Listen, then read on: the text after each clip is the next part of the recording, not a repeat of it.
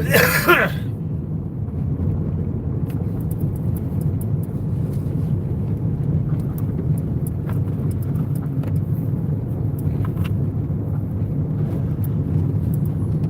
morning, Peggy. How are you? Good to see you. I got to run to town and grab a few things. Thought I'd just do a little stream here. It's raining today. We were going to do yard work, but that's not happening. I think today might be movie day.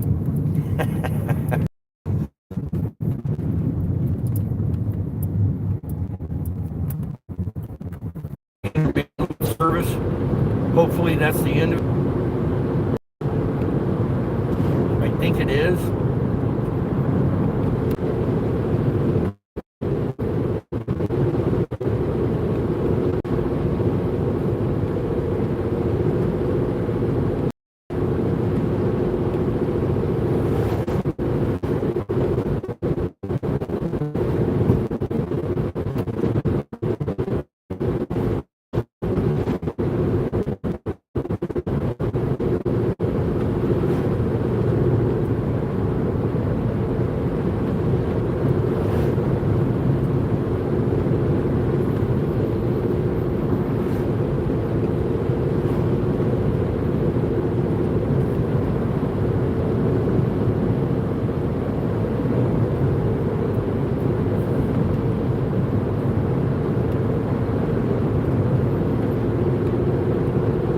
I hope everybody's having a happy Saturday. So yesterday, on my way home, I stopped at this restaurant. It's called Mineral Springs up on top of the pass. We used to go up there all the time and eat when we had the bike. And the food was excellent. Well, it closed down for several years and opened back up. And we were reading online, it just got excellent reviews. I mean, people were just raving about how great the food was. So I stopped in there yesterday on my way home from fishing, and I got 2 orders of fish and chips, and they were out of cod. So he told me I got halibut, and I was like, okay, halibut's good. And he goes, but I'm gonna have to charge you an extra $7 per order. And I said, all right. So I get it and get it home. And you want to talk about a letdown. So it comes in a box, the fish and chips. First thing he does is he throws a scoop of coleslaw in the bottom of the box, no container or nothing. Throws the fries on top of that, and then throws the fish on top of that. There was the coleslaw juice was all over the bottom of the fries, the bottom layer. The halibut was as tough as a fucking steak, and I mean a bad steak, not a good steak. The breading was tempura, which no, not on fish and chips. And I just thought, what a fucking ripoff. And it cost us $58 fucking for 2 orders of fish and chips, and it was fucking disgusting. So we vowed to ourselves last night we will never fucking eat at that place again, ever. Hey, Adrian, what's going on, man? I think that's Adrian. Yes, it is. What's going on, my friend? Hope you're having a good Saturday, Adrian.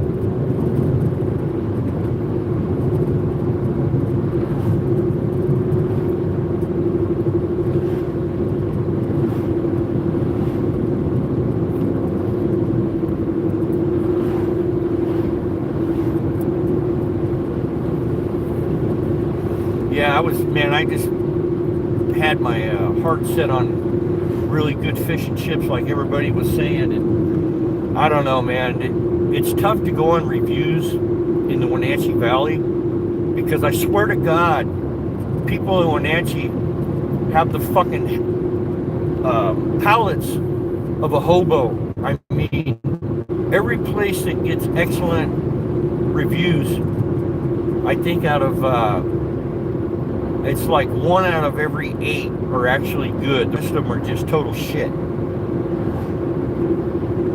That's one thing we miss about Spokane. Spokane had some really good restaurants, excellent restaurants.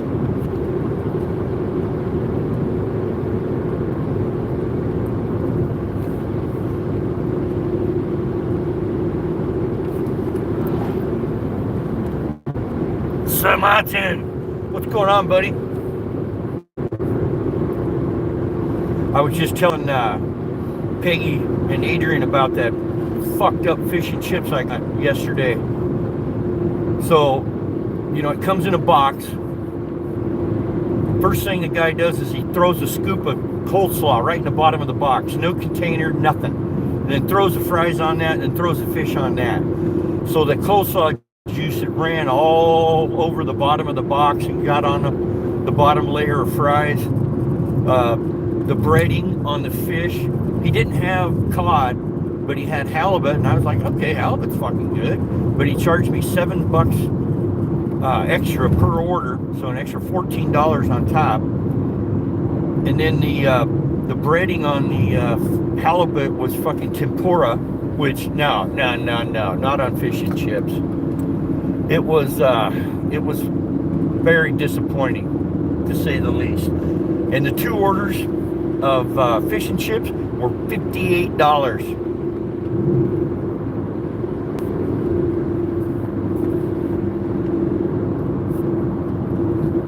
Yeah, don't look in your fucking rear view mirror, you stupid cocksucker.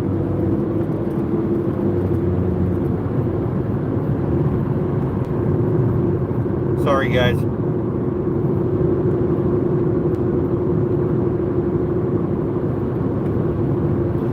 Sorry for me foul language.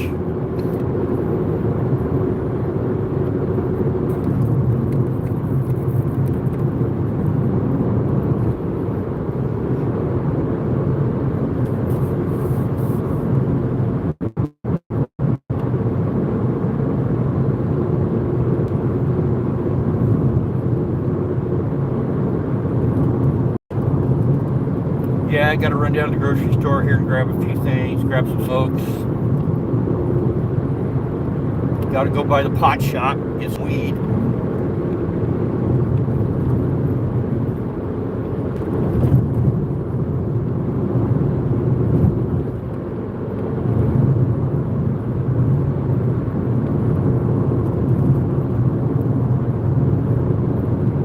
When I get up here to the supermarket, I'll get caught up on chat, you guys. I apologize.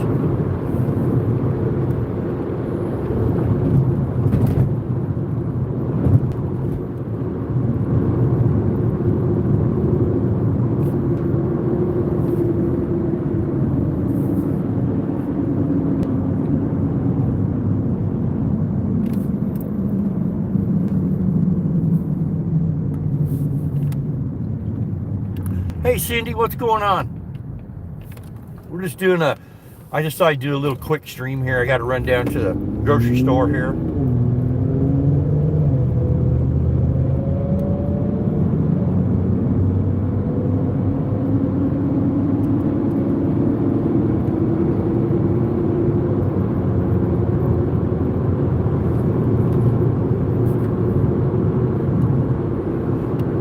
Yeah, so yesterday's fishing trip was one largemouth bass. He was probably about 3.5, 4 inches long. He wasn't very big. But at least I didn't get skunked.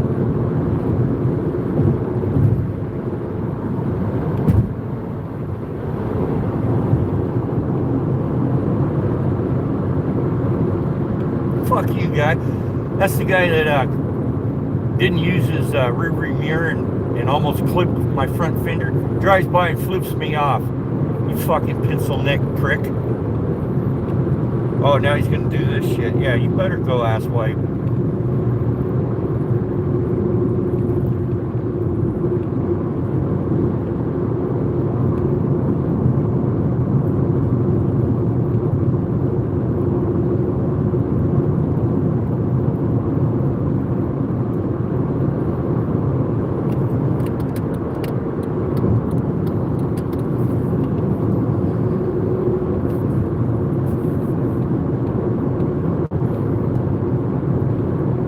Yeah, that guy's wife was driving. He's sitting on a passenger side, flips me the bird, and then they take off.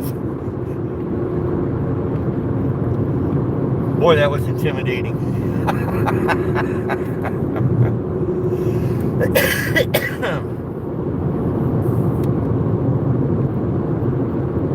Maybe I ought to go to the pot shop first. I think I need an attitude adjustment.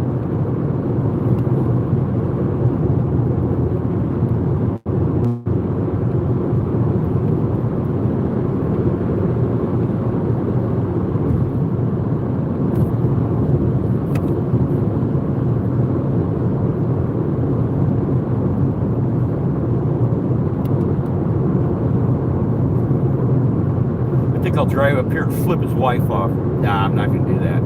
I don't want to escalate it. He thinks he got me good. He flipped me off. We'll leave it at that.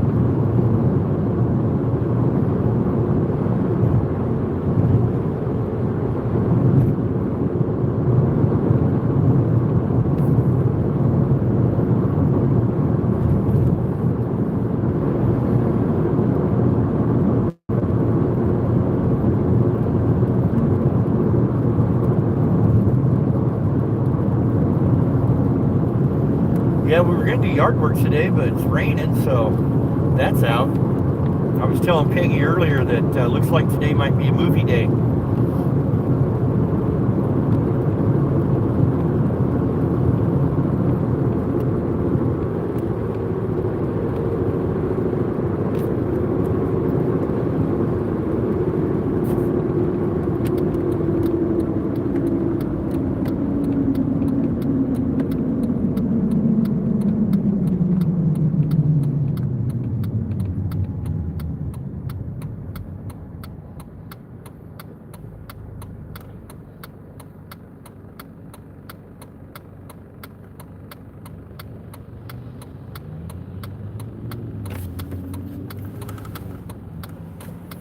Cindy, what's going on?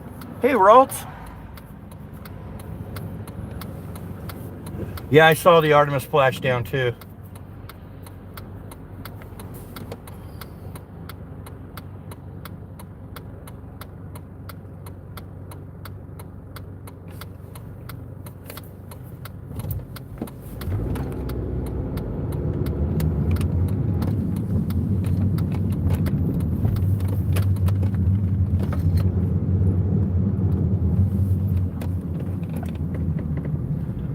The Outpost Saloon right there, that is a good place to eat.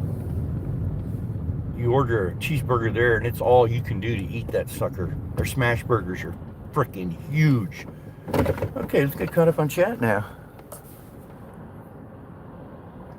Good to hear, Cindy.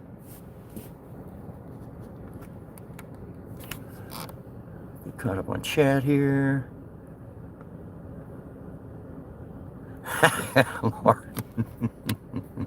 Yep, just ignore them. It's not even worth it. You know, it's a Saturday. You know, I don't have any pressing schedule or any appointments, so you know, I'm just gonna come down here. I'm gonna go in here and get some smoke, and then I'm going to.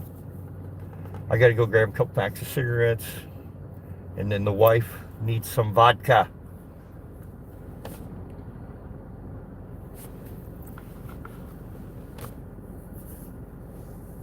Oh, I'll show you guys this. I don't think you guys have ever seen me clean shaven. I took the goatee off yesterday. It's the first time I've been clean shaven in probably 35 years.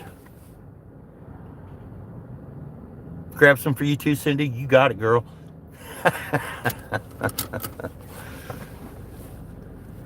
Thanks, Martin. See what I got here. 20.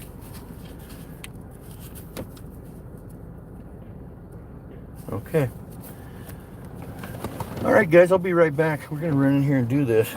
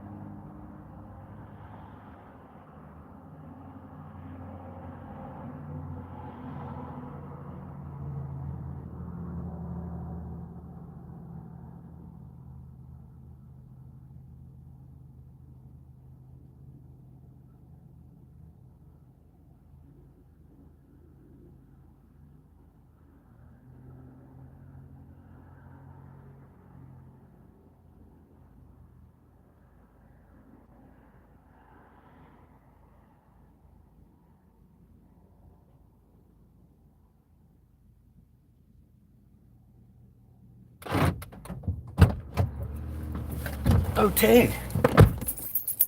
Painless.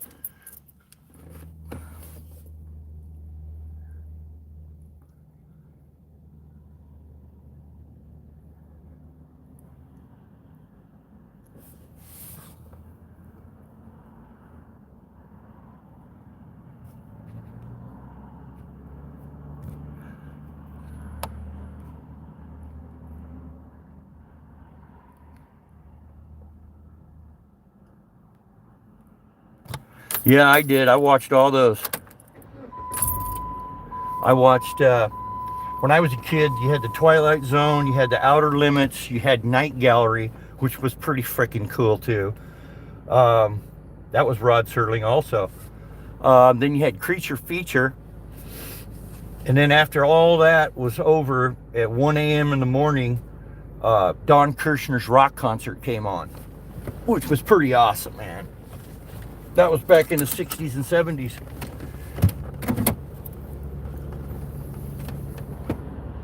Tales of the Unexpected, yes, I forgot about that one. I don't know if you guys ever had Night Gallery over in the UK, but that was a Rod Serling narration also.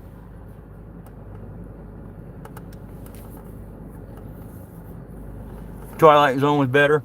Yeah, I think it was too. Basically, I think what they tried to do was revive the Twilight Zone with Night Gallery.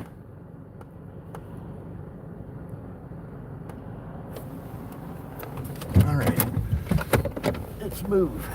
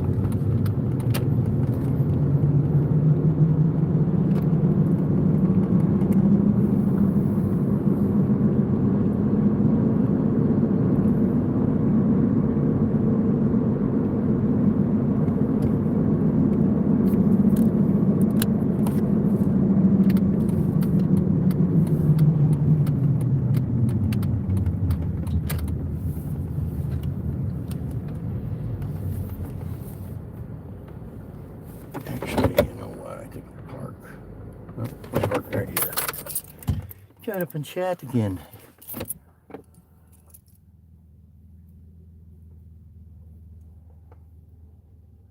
Yep, do not adjust your set. I remember that. Supernatural. Never heard of that one. Oh, fuck. Dark Shadows. When I was a kid, it came on during the soap operas when I was a kid back in the 60s and 70s. In fact, the first few years we watched Dark Shadows when I was a kid back in the 60s, it was in black and white. I remember when it came out in color, it was like, oh my God. But it came out when I was probably 4 or 5 years old. And my mom told me when the music would come on, the music terrified me. And I would run and hide in my bedroom when I heard the music until it stopped. Yep. Old Barnabas Collins. The movie with Johnny Depp, I'll tell you what, it was pretty good. I actually loved that show, man. I've watched it several times.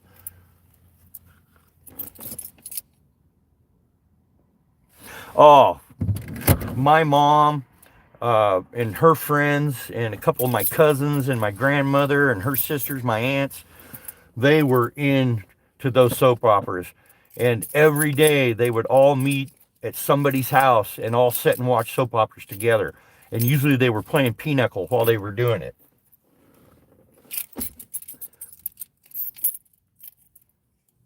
Yeah, they do suck. They were so fucking corny. All right, guys, I'll be right back.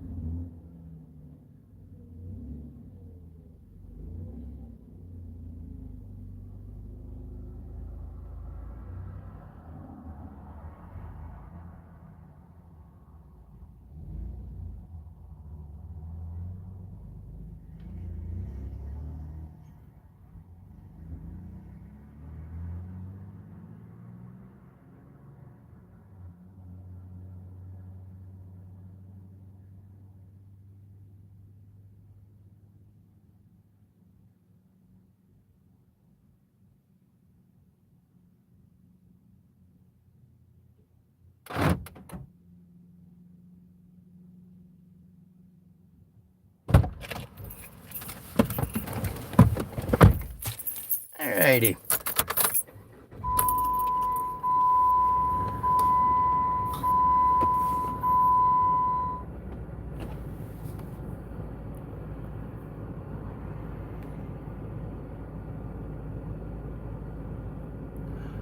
Oh, that's kind of weird, Martin. Predictive programming, yeah. Yeah, I hated soap operas too. The only ones I like to watch, Big Al, what's up, brother? Yeah, the only ones I like to watch were like Dark Shadows, and it came on, it was actually, after all the soap operas were done, Dark Shadows came on, and then that was the end of it. Then it was just regular, normal TV programming. Check this out, Al.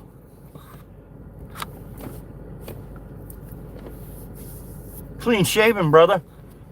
First time I shaved that off in, it's been about 35 years. I shaved the goatee off. I know what you're thinking, Al. I'm totally irresistible now, aren't I?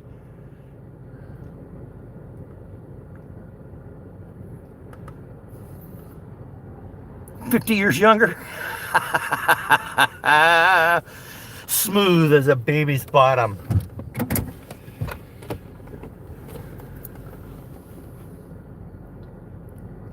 Smooth as a really smooth thing. The smoothest thing I can think of is a glass, but it's not that smooth. There's wrinkles.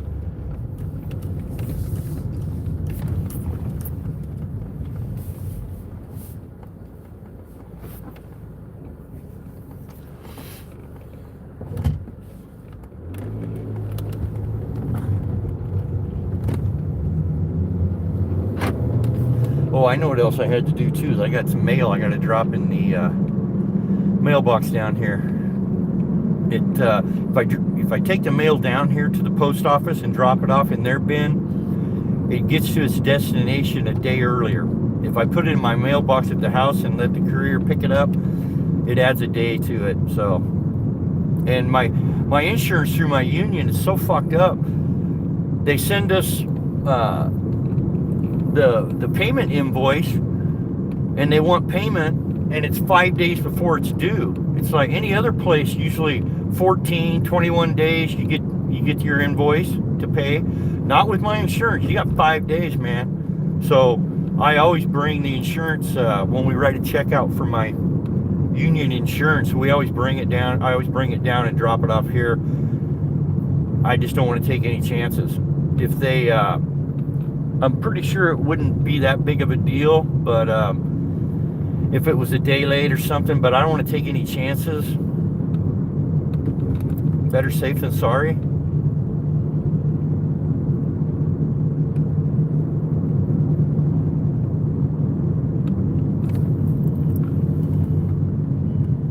Bless Mama, how are you this beautiful Saturday?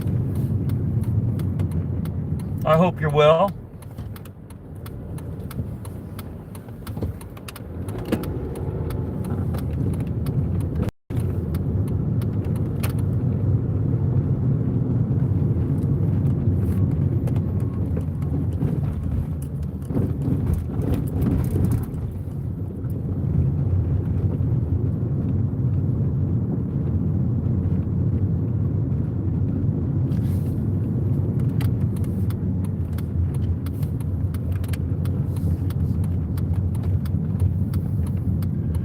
Big bustling town of Cashmere.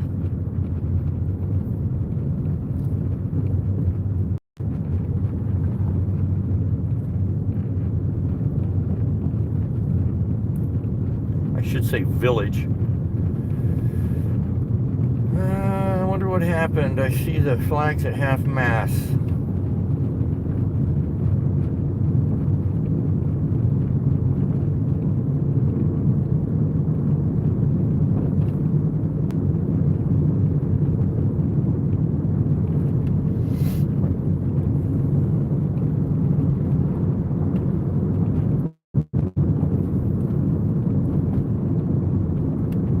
All the trees are in bloom.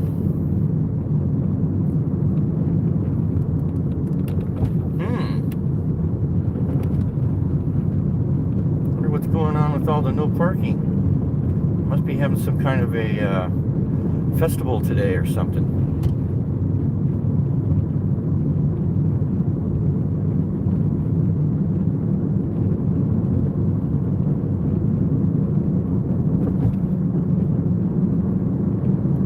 One of these days I'm going to take you guys to the museum, but I can never, every time I come down here, it's not open. It's always closed.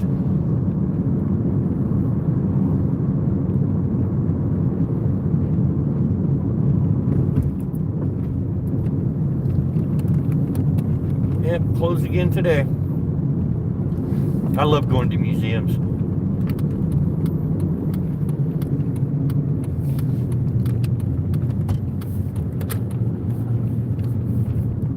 As soon as I park up here, guys get caught up on chat.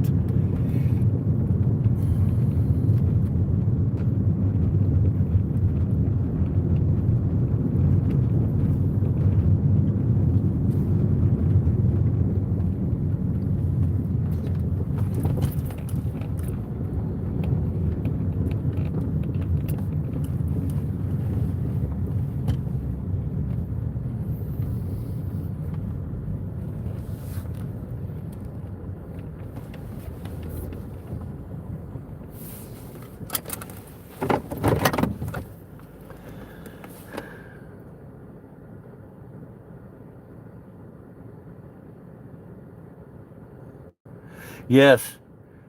Bless Mama, I highly recommend you go over and check out Big Al's streams. We have a lot of fun over there. Danny the Stinger Manny, brother. What's going on, Danny?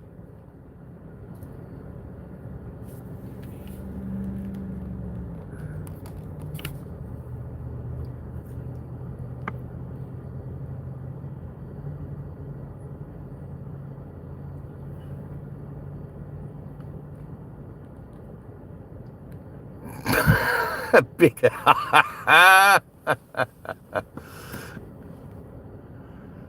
Yeah, it did look like a village, didn't it, Peggy?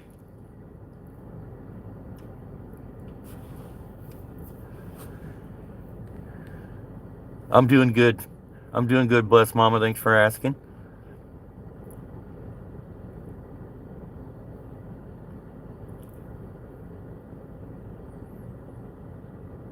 Smoked chicken. I love it.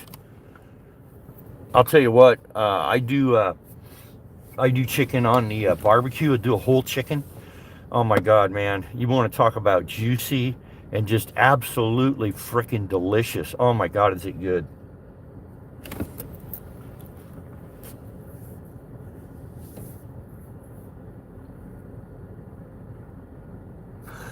Oh well, happy birthday, Danny. Good on you, brother.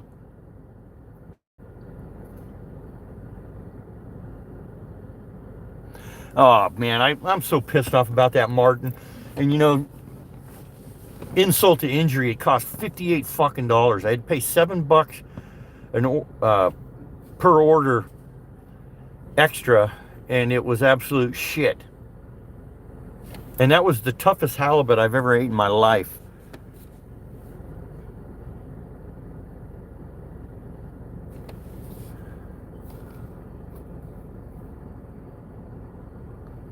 Nice, bless Mama. That sounds outstanding.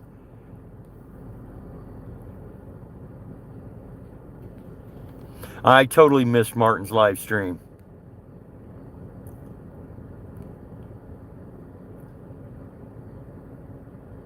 Scottish Mike, what's up, brother? Good to see you, my friend. Just running a few errands. I had to. Oh shit! I forgot to put those in the mailbox. I got to go do that. Fuck. Have to drop a few letters off in the mailbox, and then me wife ran out of vodka, so I'm picking up her some tater juice. Grabbed a couple packs of smokes.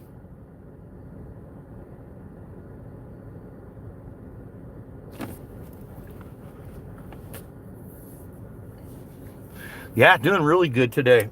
I think I was going to get up this morning to make omelets, but my wife, I don't think she was into it because she said, let's just wait and do omelets tomorrow. Well, alrighty then.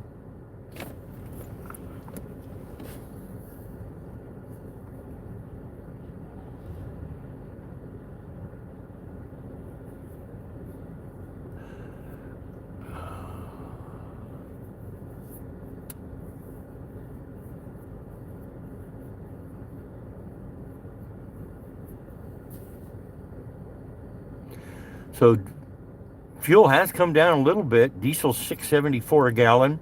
Regular's only $5.06 a gallon. But man, that's a huge separation. Normally it's only like no more than 50 cents. And we're talking a fuck, $1.68. Wow.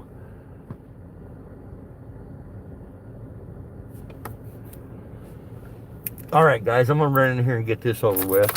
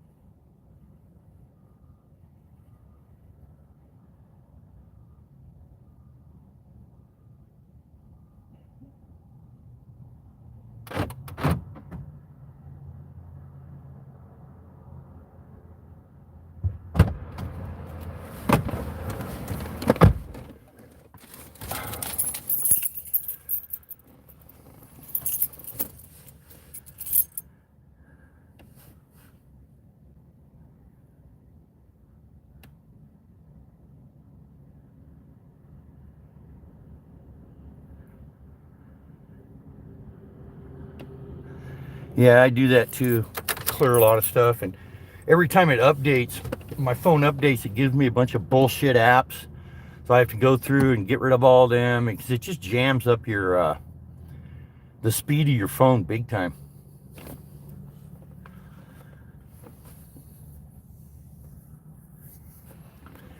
All right, guys, we got to go to that.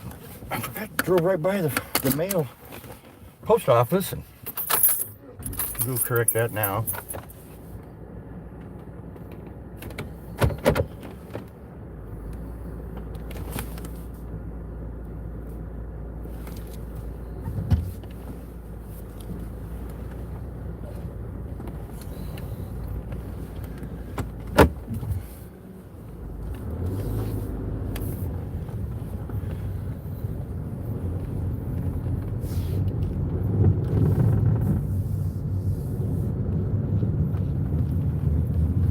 Everything's turning green. Wildflowers are popping.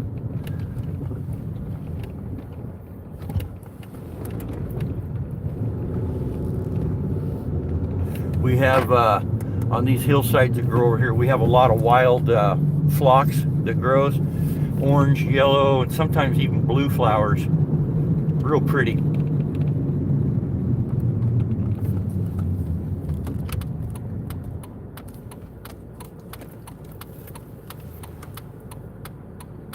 Thanks, Mike.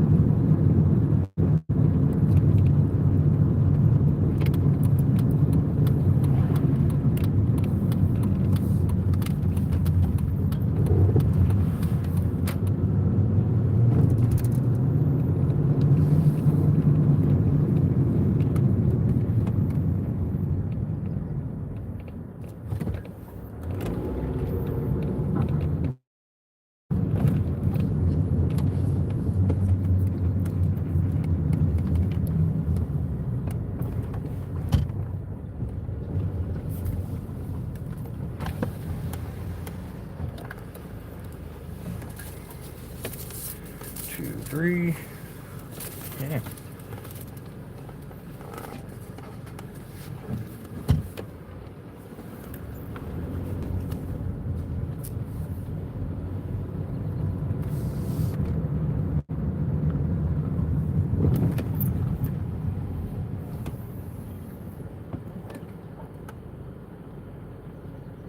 Hey, Backtrack, what's up, man? Sorry I missed you, brother. Hope you're good today.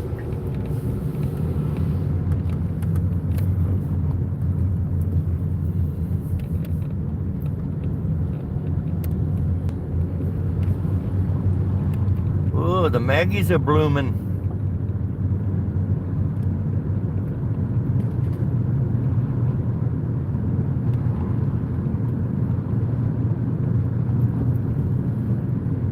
Tulips in bloom. Gonna be a few more days for our tulips come up. I think I've got everything.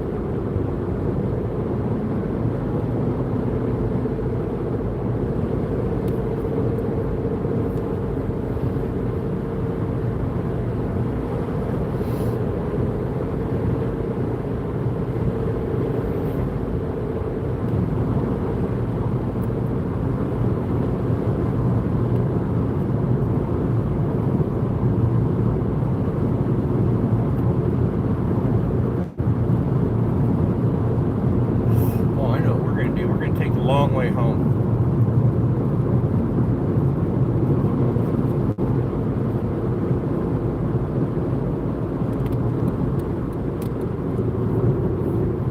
I take the long way home.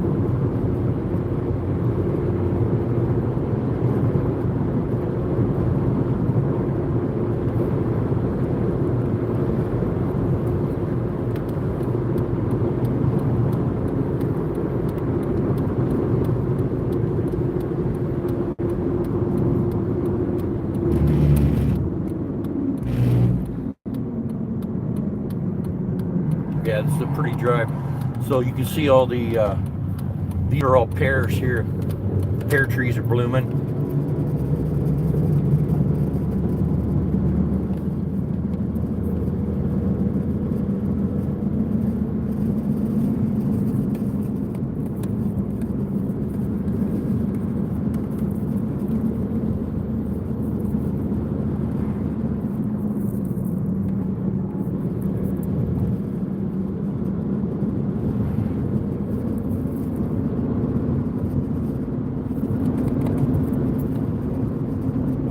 I'll pull over up here and get caught up with you guys.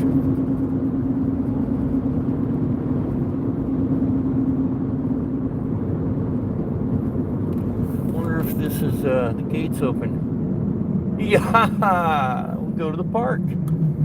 Perfect. It's one of my favorite parks in this whole state.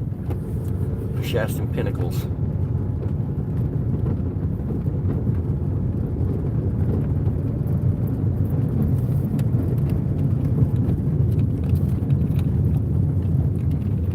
Somebody is up here. This is a lot of people come up here and do rock climbing on these rocks. Get caught up on chat here. Louise Fudden, what's going on? Rocks, yes, Dawn.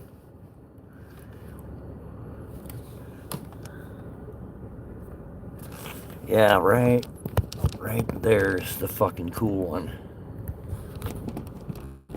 You can see that, see right up here. Here, let me get something I can point better with. Right here, there's a platform. And then you can kind of see it. There's a trail. Come on, where's that pin? There it is. The trail runs right along here. And it wraps around the front of this thing to the other side. In fact, we might just take a fucking walk up there and take a look at this, man. There's some cool shit up there. In fact, I know we're going to. But the first thing we're going to do here,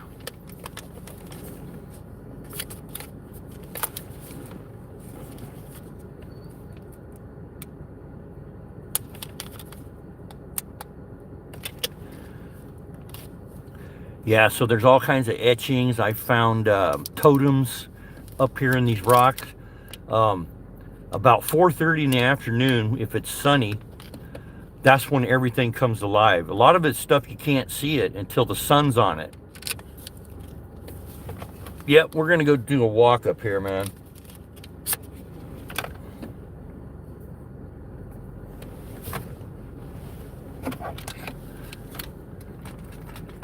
Yeah, no kidding, right?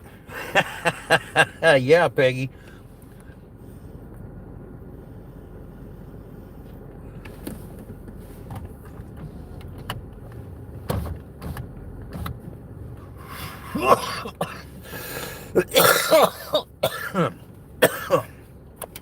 Wow. All right, guys. We're going to walk up here, check this shit out.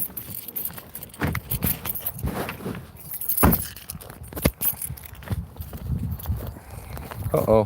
What did I do? Okay. Here we are.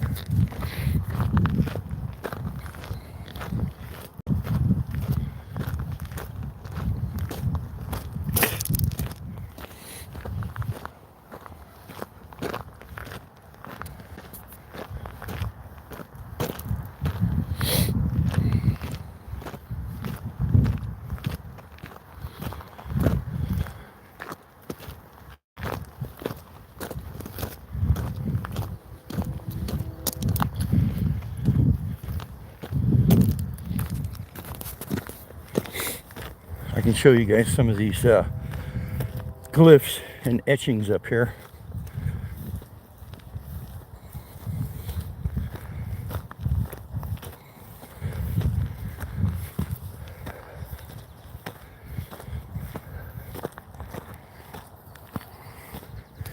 So there's that rock. You really see the platform now. You can kind of see the trail, but not real good. Not until I get you guys around to the other side.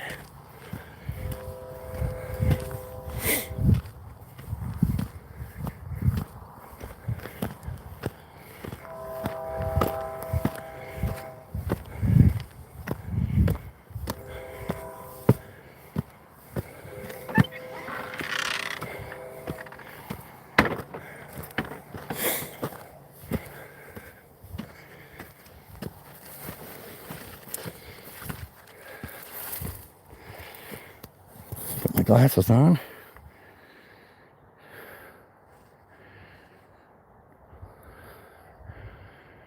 Yeah, not too much. Petroglyphs, yes.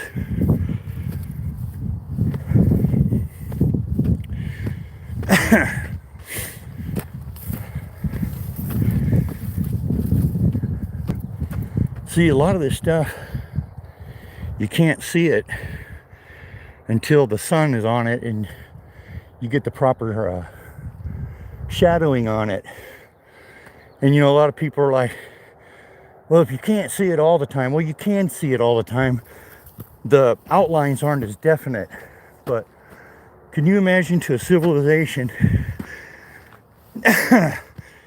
2,000 years ago, and you got this one shaman, and he sees all this shit, and so he makes up his own rituals and timing, and he gets all these people gathered, and then the sun lines up, and all these images, everything becomes super, super visible. I mean, those people are going to think, wow, this guy does have a connection with the other world, and it's just bullshit trickery.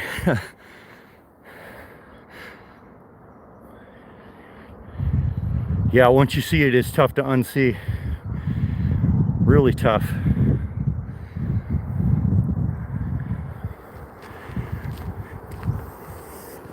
So I'll take you guys right down here, show you the good stuff. So first thing I want to show you guys, let's see, where is it? Been a bit since I've been here.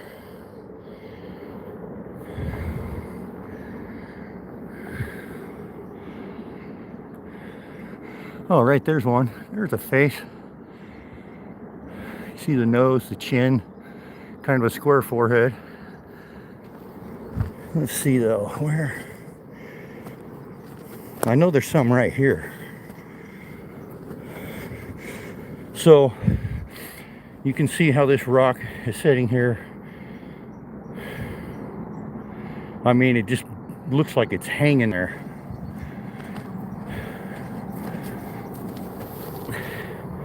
You got that rock right there wedged in it. It's kind of keeping that thing from rolling toward me. And then it's got a little bit of an edge right there that's hooked up.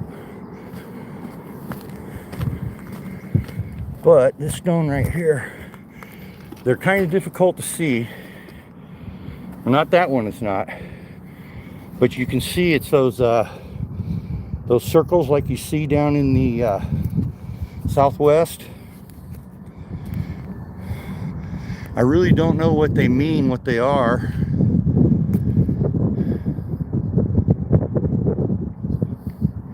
Yeah, you can sure see it there, can't you? And then there's some more stuff over here.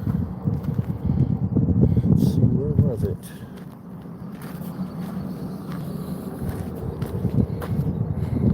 Oh, there they are. Right fucking there. And that must be a really, really significant image, because you see it in a lot of different types of Native American. There's a big one right there though. It's actually a couple of them. And then I'll take you guys down and show you the Thunderbird.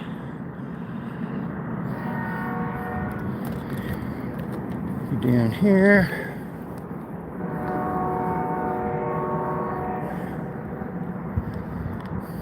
Where is the Thunderbird?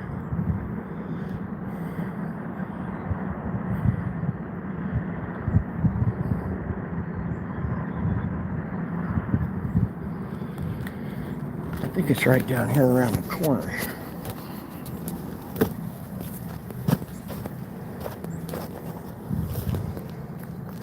It was anyway. It's here, I'm just not seeing it. Look at that rock right there.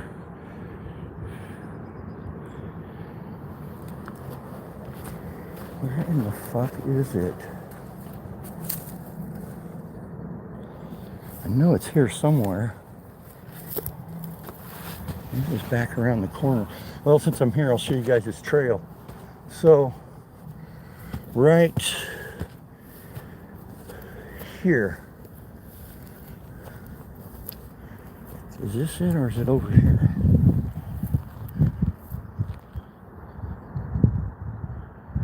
Oh, it's up there. I see it now. I'll show you guys this fucking trail.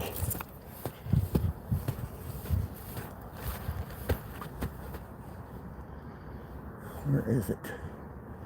Is that it?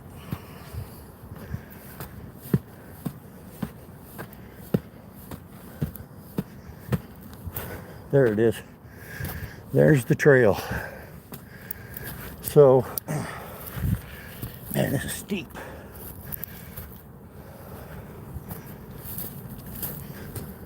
So right here, the trail starts right there, goes up along here, and as it gets there and starts rolling or kind of edging around that rock, you can actually see the footholds where they stepped, and it takes you right up there on that platform. And some cool looking stuff, huh guys? And then if I step back here,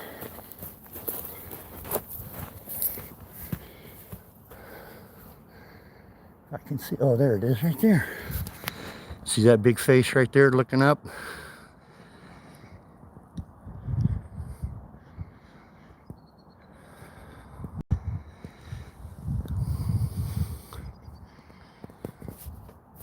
Some pretty cool stuff. Let's go down here and see if I can find the Thunderbird. See if there's anything here in the rocks I missed. You know, a lot of times I'd come up here and video, take pictures and stuff, and then get home. And as I'm looking through it, I see stuff I missed. Then I come back up here and there it is, man. I can't believe I didn't see it the first time.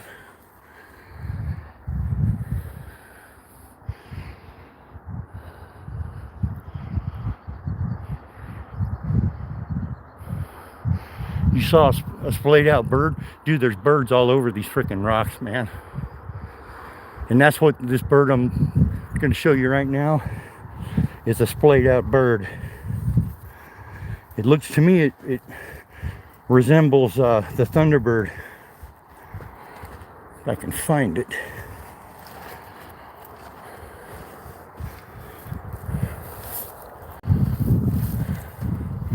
I thought it was right here somewhere.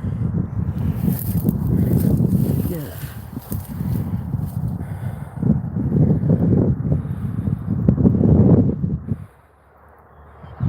Oh, seeing that red stain, that reminds me, I'll take you guys over and show you the bison.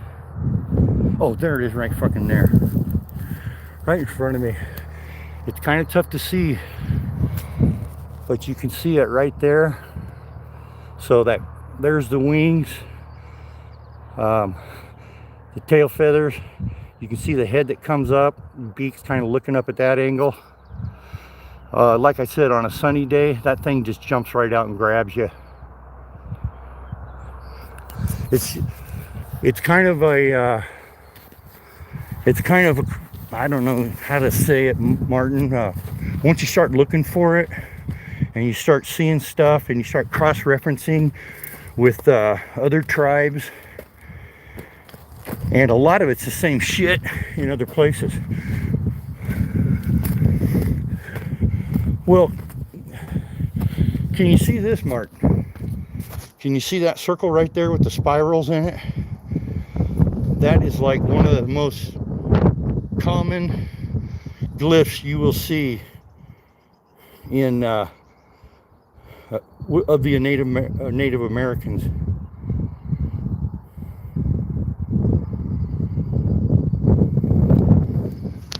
And then, like I said, there's this big one back here. This one's a lot easier to see, and the lines are much more definite because it's protected by an overhang. Right there, there's two of them right there. Bingo Bosco.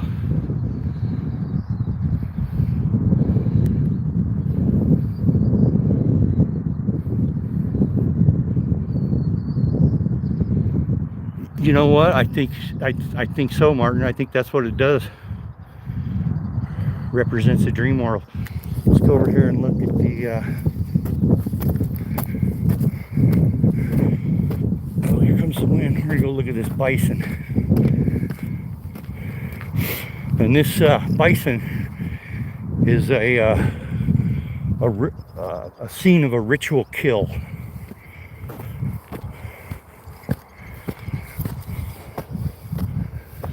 There he is. Oh shit. Steepness. Where are you, buffalo? There he is.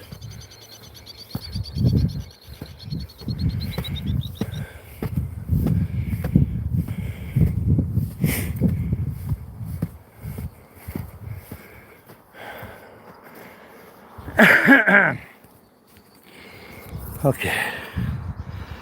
So here we are. Let me catch my breath. There's a lot of different symbols and such here. You can see birds' heads, birds' eyes. But right there, so what you have here, let me get a stick. So right here is the bison's head. You can see his horns there. You see the top of his back go here. There's a hind quarter right there. This thing is buckled going down on his knees. They drew in the front leg, but his head's been bashed and he's bleeding. And you can see right here on his neck. Come on, phone. You see those spots on his neck?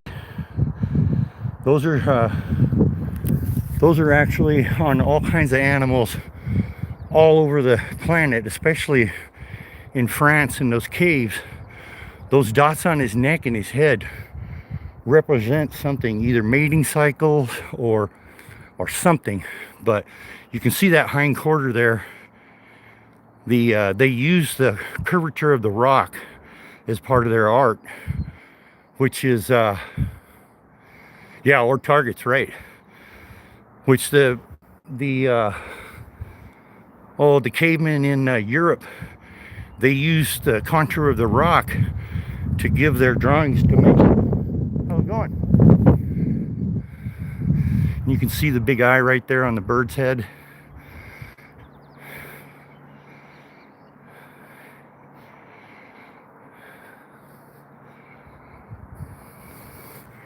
Let me get my glasses on so I can see what you guys are saying here. Exactly, could be that too.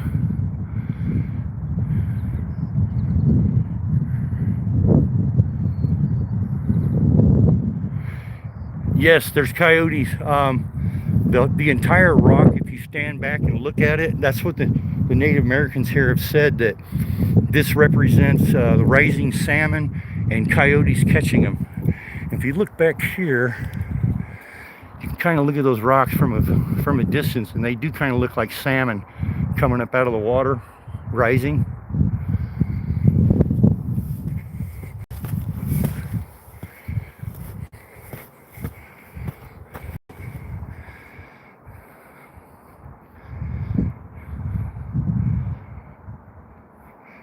Yeah, it is, isn't it?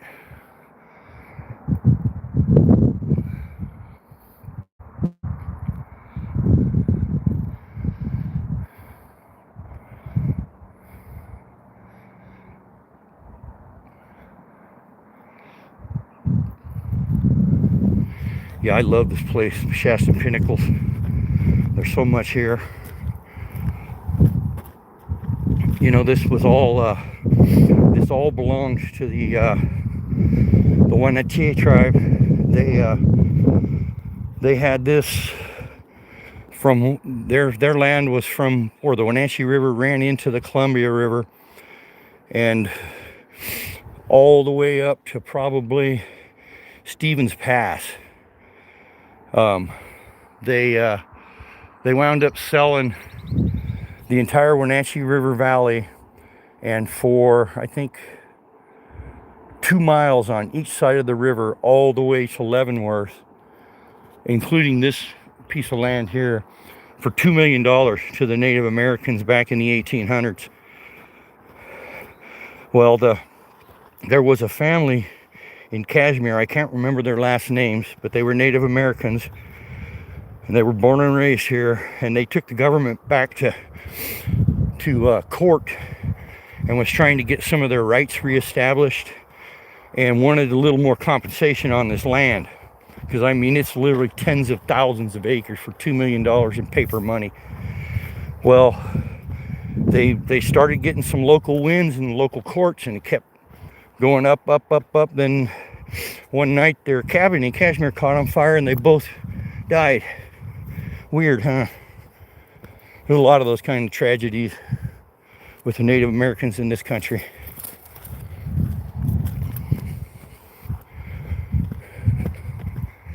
And there's some wild daisies.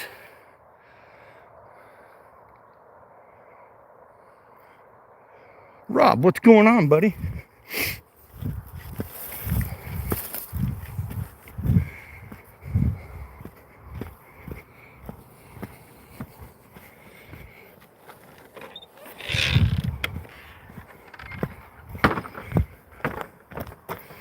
Yeah, but you can see that flat spot up there.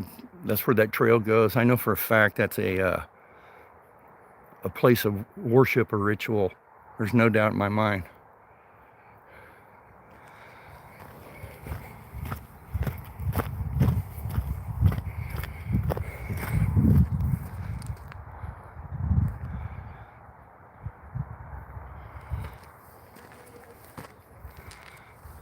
Yeah, so here we go right here. There's a rising salmon right there. You can see it coming up with its mouth open. And then over here somewhere is supposed to be the coyote, but I never could get my eye on it. You can kind of see that one totem. I forgot to,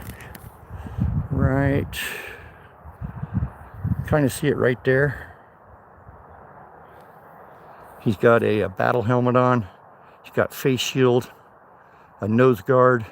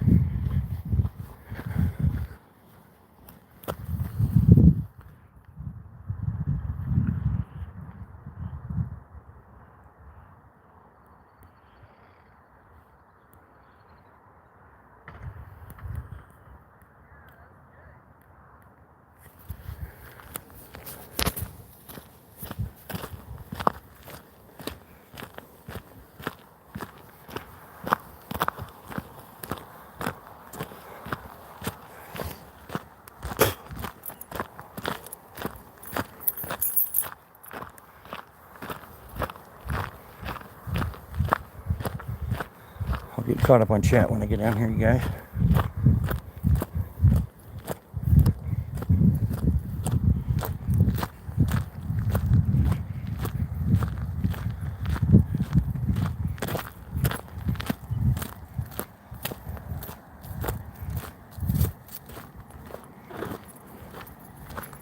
It's like a storm coming in on the mountains.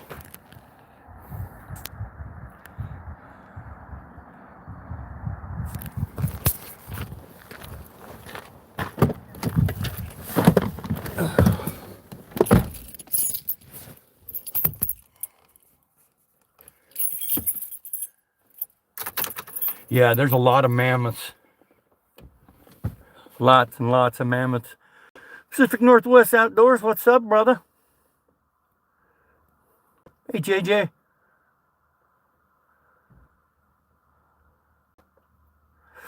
Yeah, you know what? I didn't think about that. It does kind of look like, it did look like a mammoth with a load on its back.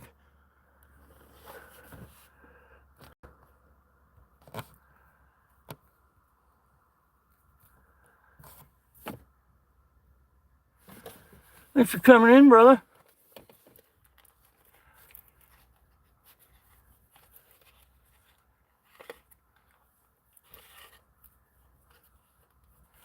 That's pretty cool. We also have a down on the Columbia River, just about, oh, I don't know, probably a mile north of Wenatchee. There's a campground called Turtle Rock. And from the highway, you look at it, and the island, the entire island, looks like a snapping turtle with his head back and his mouth open, getting ready to strike.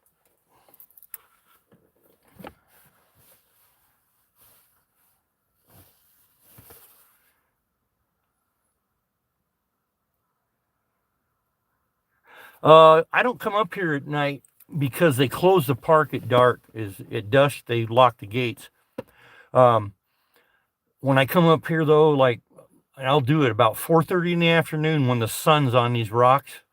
This place comes alive, man. You see shit you can't see unless the shadowing's there or the direct lights on it. On an overcast day, a lot of that stuff is kind of hard to see, but there's a lot of different emblems and images up there. I think some of them I have posted on my channel, I'm pretty sure.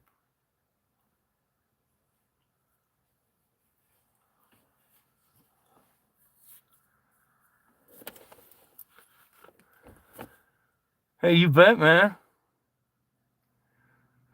Yeah, there's I was showing everybody earlier, Rob, but right here, let's see, where can I get into this? Right here. Let me turn this a little more. Right there. So right here on this rock, right up in this area, there's a platform up there, and then the trail goes around here and rolls down the back side. I showed that, and there's been so many people that have walked that trail over millennium that there's actual footholds worn into the stone where you step. And it wraps around the front of this rock and goes right up to that platform.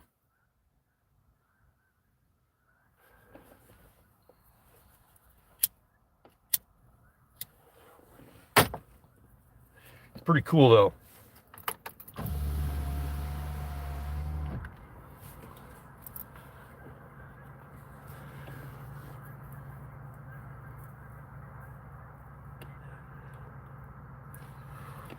Yeah, it is. This is a pretty cool place, man.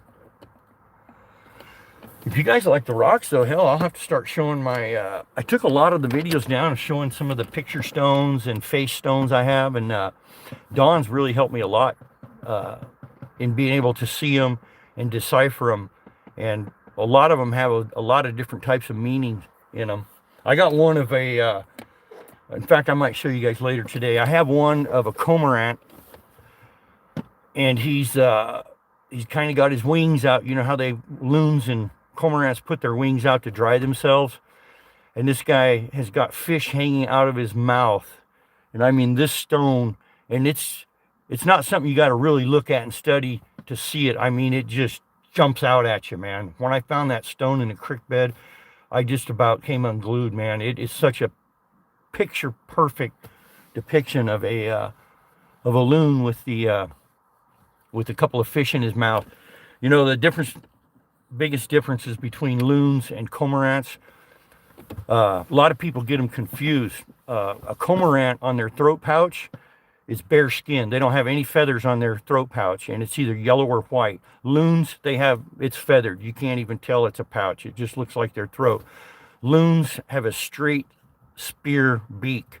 Cormorants, you got to look real close. You can hardly see it unless you're right up on them. They got a little tiny bit of a hook, just ever so slight on the end of their beak, like a bird of prey.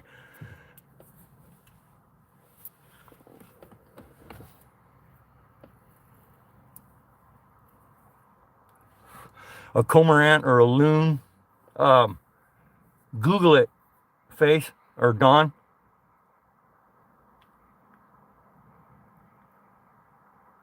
No, I don't do any AI.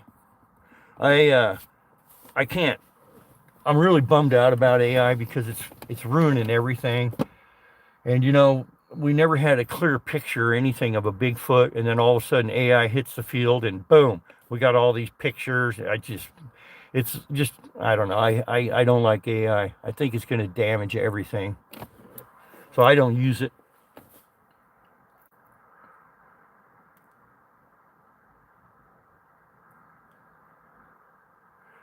You just sent Luca a box of rocks?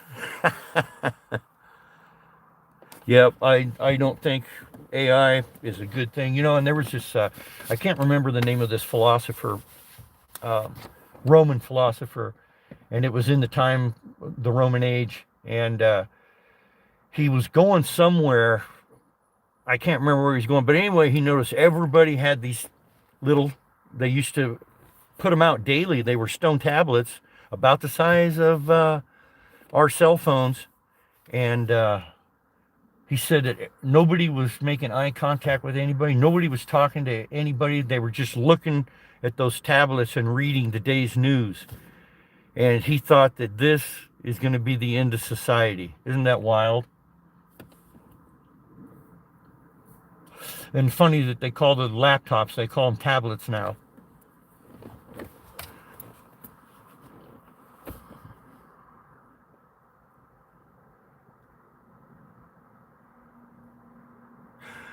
Yeah, that's your loons. Cormorants do that too, though. Pacific Northwest, they do. Yeah, artificial intelligence for a reason. No shit, man. Good point, bro. Yeah, I'll show you guys this rock. When I get home, I'll make a little short on it and post it. In fact, I might just do a live stream and show you guys a bunch of rocks that I have in my collection.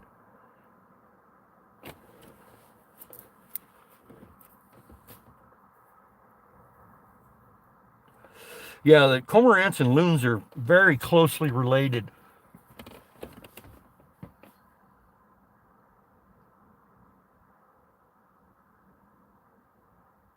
But I know a lot of people call cormorants loons. And the easiest way to tell is just look at their throat.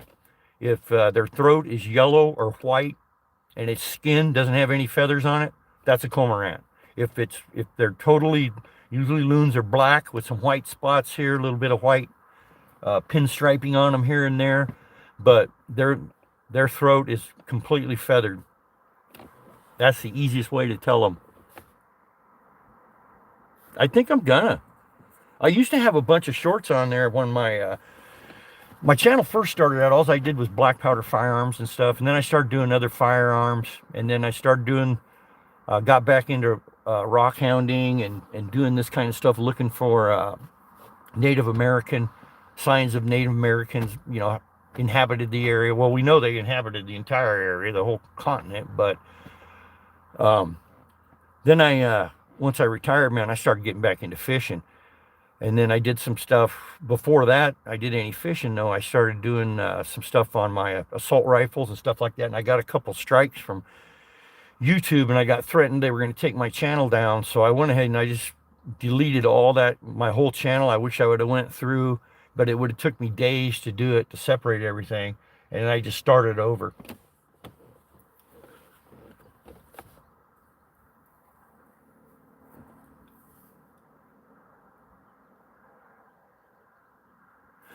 Yeah, you guys got to go to Faces in the Stone, go to his channel, and I don't know which video it is, but it's a ways back there. It's probably a good year and a half ago, Don.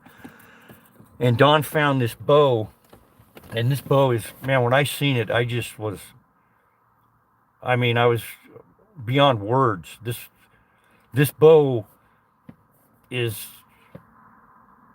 probably the earliest thing, and it's probably 700 years to 1,000 years old. He found it in a clay bank, and this clay preserved this bow. But it did, the weight of the clay did do some, you know, it kind of distorted it a little bit, but you can still tell it's a bow. And this is probably one of the earliest attempts at a compound bow I've ever seen. And these Native Americans were growing these bows as saplings, and they were putting the cam lobes, twisting the sapling and to where it was like cam lobes on the end. I mean, it is absolutely an amazing artifact. I've never seen anything even close to it, but it's obvious, you can tell they were trying to, or it was a compound bow, but there's only one way they could get those full curls in the wood. You're not going to do that steaming that wood. It's a sapling, and they grew it, they manipulated it and grew it into a fucking compound bow.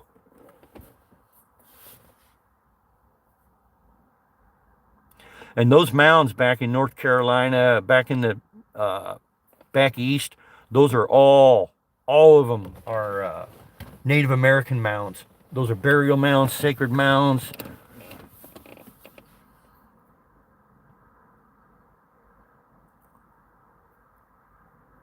Yeah, you know what? I'm going to do, one of these days, I'm going to take a trip down there and do a little, video on those, on the petrified forest down there.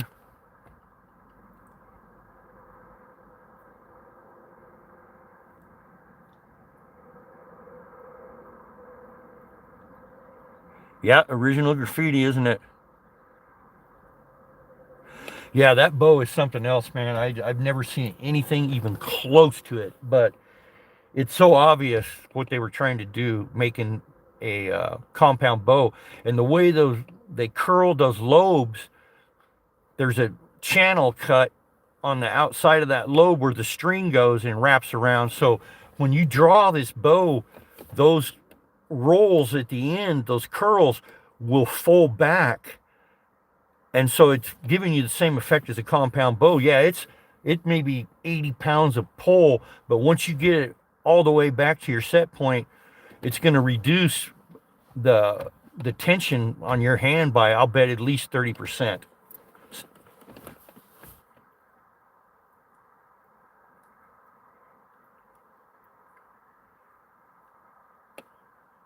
Left, a hole, a beak.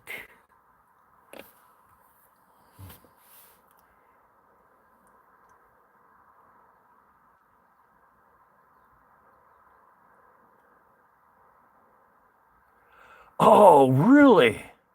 That's awesome.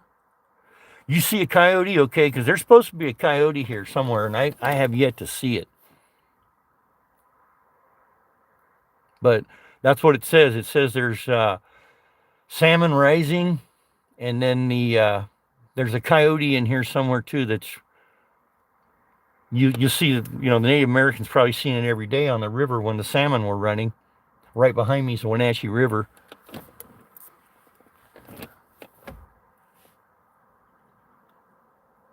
Crest on top. Oh, I see it now. Yep, I see it, Don.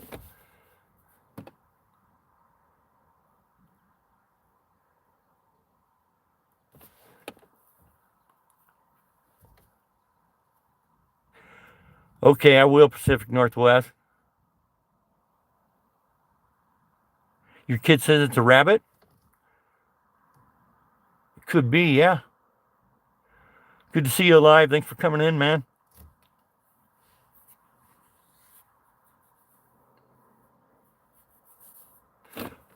Well, there's one. Let's see if we can see it here.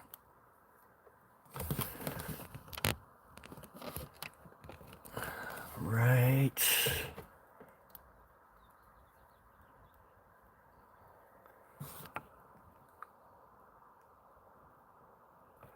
It's like I said, when the sun's on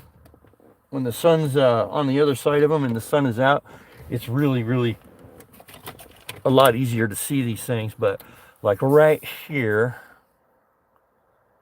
right there, kind of looks, when you're off to the side of it, it looks like a viper's head, a snake's head with its mouth open.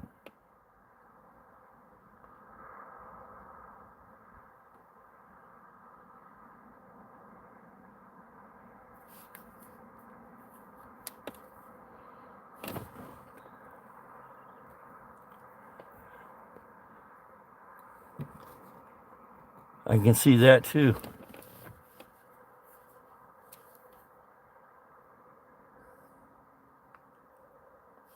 Yeah, it could be a wolf or a coyote.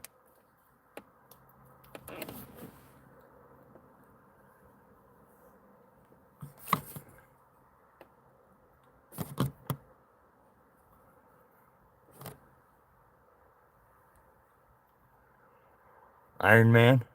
Castor, what's up, man? Oh, here, I'll get that zoomed in a little bit. There we go. A little easier to see.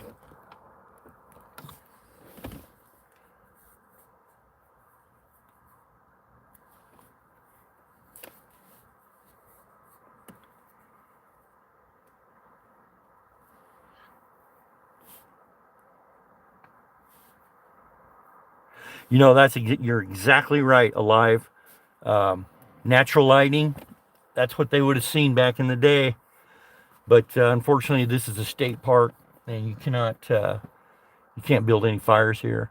Oh, back to this. So this is this park here is 33 acres. The Masonic Temple, somehow they wound up with this 33-acre piece of land, and they donated it as a park and a place for people to rock climb. But I just thought it was kind of weird that it was 33 acres donated by the Masonic Temple, by the Masons. It's kind of weird.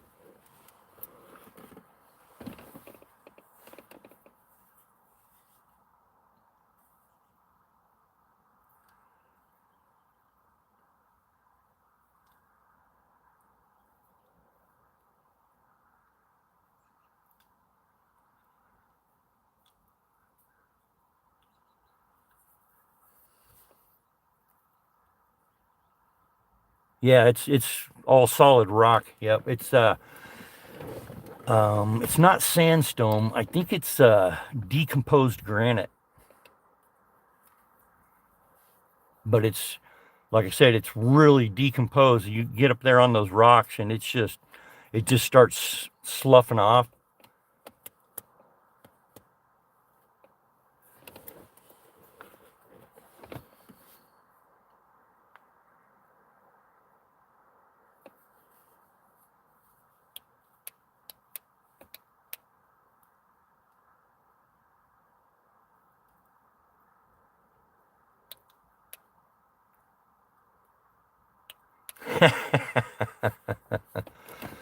Turn you guys around. Let's see the big rock.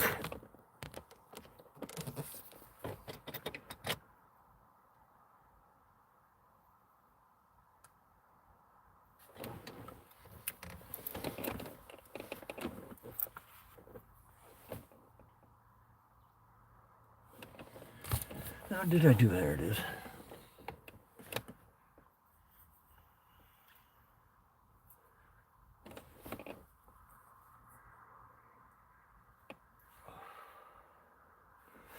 You know, I'll tell you what, I love like a good Thurnger sausage or a summer sausage, and a nice sharp cheese, some crackers, apple for lunch, and either with a good glass of red wine, or if I'm down in wine country, I usually stop in and I'll grab a few bottles of sweet port.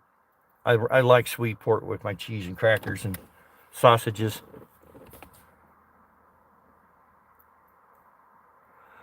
A brandy and Coca-Cola. No, excuse me. I had to run down and mail a couple letters, and she's out of vodka, so I got her a bottle of vodka and a couple packs of smokes. I was gonna grab something at a gas station, a breakfast sandwich or something, but yeah, and you know what? I'm gonna wait till I get home and have some real fucking food.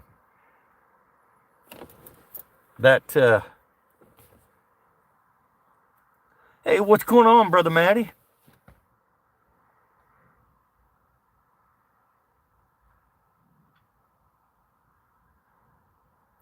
No, Rob, it's only illegal if you're caught.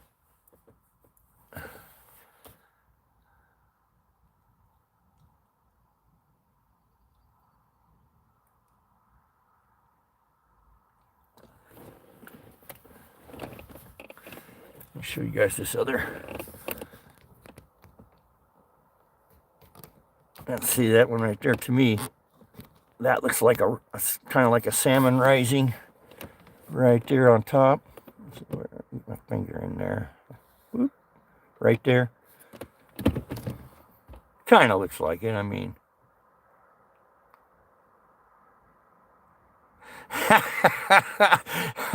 Rob comparing me to Diddy and Epstein.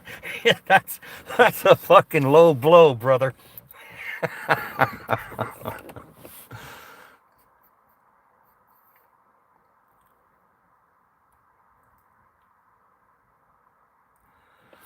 Who? I must have missed somebody here.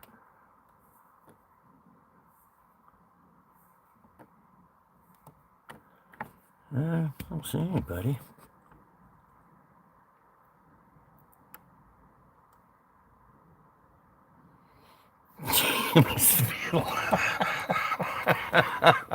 You're on a roll today, bud. Oh yeah, that's what I was gonna do here.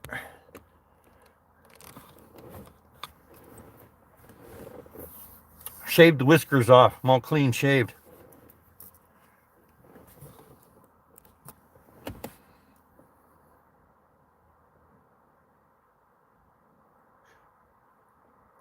It's all good. It's all good. You guys pretty much say anything to me. It's not gonna bother me. Yeah. Who's that?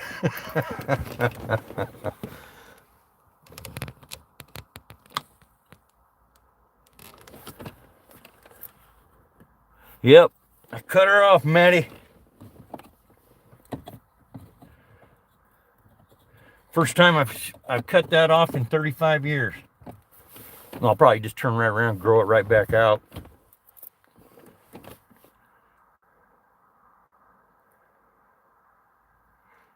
A shitty stick.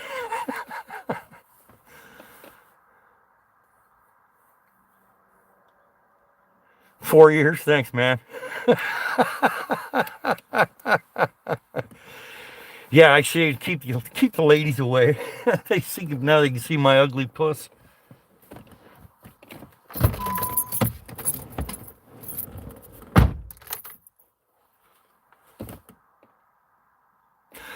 He was kind of weirded out.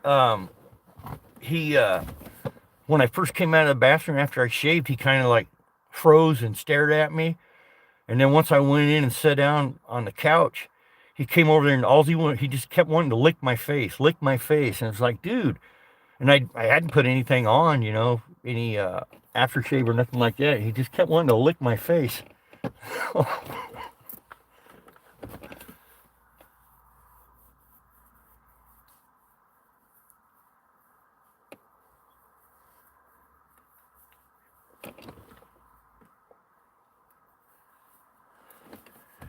I was going to head down to the river and see if, I think the water's gone down a little bit, but it's still up there a ways.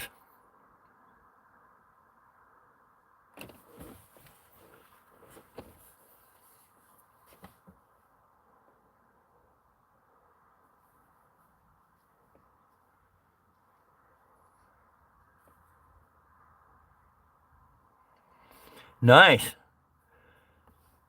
Hey, Tommy Stam, what's going on? Yeah, maybe I'll catch some fish now, right? all these little lakes and ponds around here, they don't open up until I think it's the last weekend. Is it the last weekend of this month or next month? I can't remember when the season opens. I mean, some places are, like the Yakima River. It opened up March 1st, I think. There's some, selective dates on certain bodies of water, but for the most of them, I think it's in May when season opens. National Forest.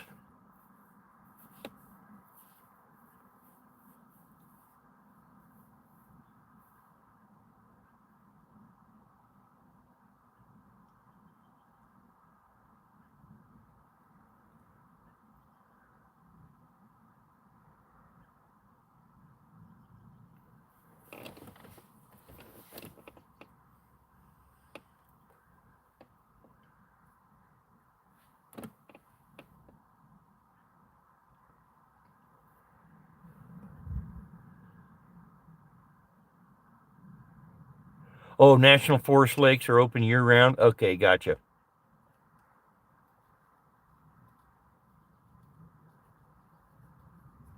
Yeah, I guess that's why Sullivan Lake up in Pend County is open. That's where there's some big German browns and some big cutthroat in that lake, but man, they're hard to, unless you're running downriggers, you ain't gonna catch them hardly.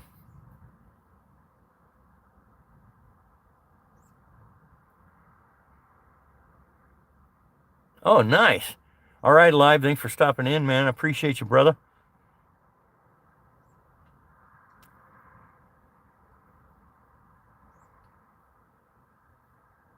Yeah, cell service. There's only a couple lakes. In fact, that Sullivan Lake up there I was just talking about, there's no service up there. But I do have a couple little reservoirs. They are irrigation reservoirs up on Stamilt Hill that I have pretty good luck with. But I mean, they're not monster fish or nothing. I think the biggest one I've caught is like 13 inches. But I mean, I've had some good days up there where I caught, 4 or 5 fish in a couple hours. For me, that's a good day.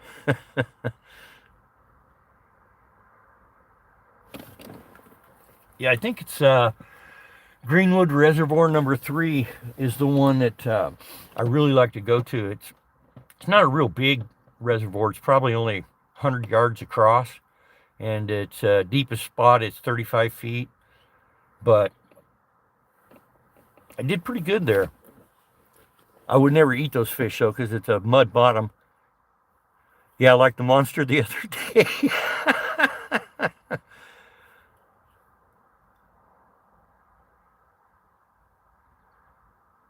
Right on. Yeah, I'm still amazed that I caught that little bass. When I do go back there fishing again, though, I don't think I'm going to target trout that much. I'm going to target the bass. And I've got, some little topwater poppers.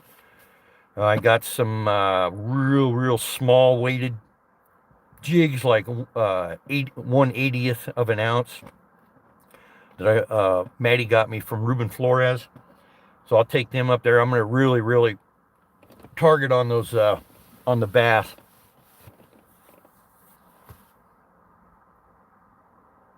It was just dumb luck that I caught that little bass on that zebra midge.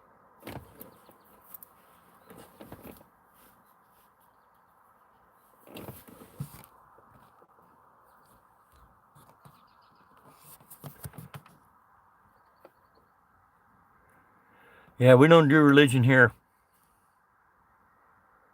Thank you, Brother Matty. The only religion we do here is fly fishing. Or fishing. Any kind of fishing, really.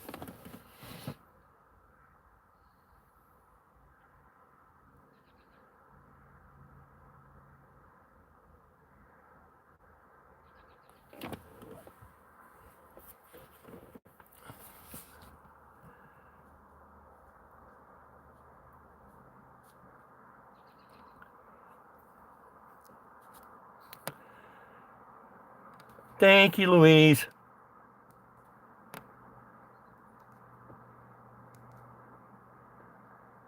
Yeah. I'll tell you what. Now, if I'm ever doing a live stream, you guys, and one of those animal rights activists come in, we're gonna have some fun with them, okay? So if an animal rights activist comes in when I'm fishing and starts giving me shit about hurting a fish's mouth and stuff, let's mess with him before we give him 86,000 seconds, okay?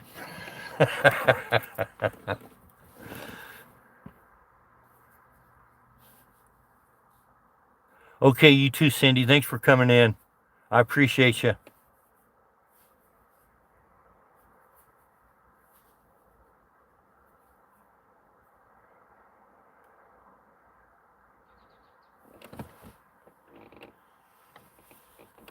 Okay, guys, we're going to drive down this back road. Look at the orchards. They're all in bloom now. Hopefully, I think there's some cherry orchards down on the end of this road. They're real pretty.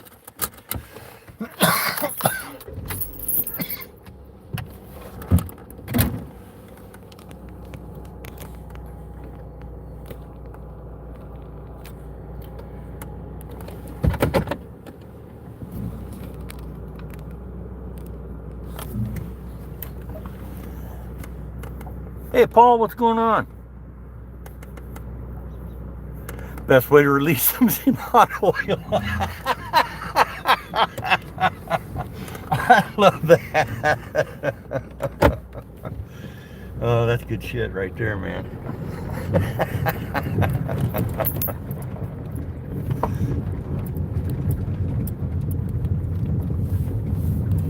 I told that one animal rights activist, he said it's a shame that you tear a fish's mouth up just for your personal entertainment. And I said, hey man, don't hurt them. I said, as soon as I pull the hook, I take my knife and I stab both their eyes out, and then I let them go.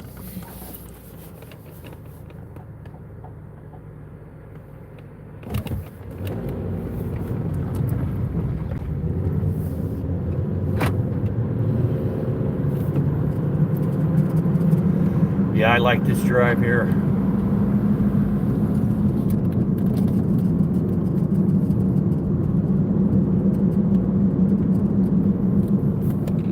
Yeah, these are all pairs through here.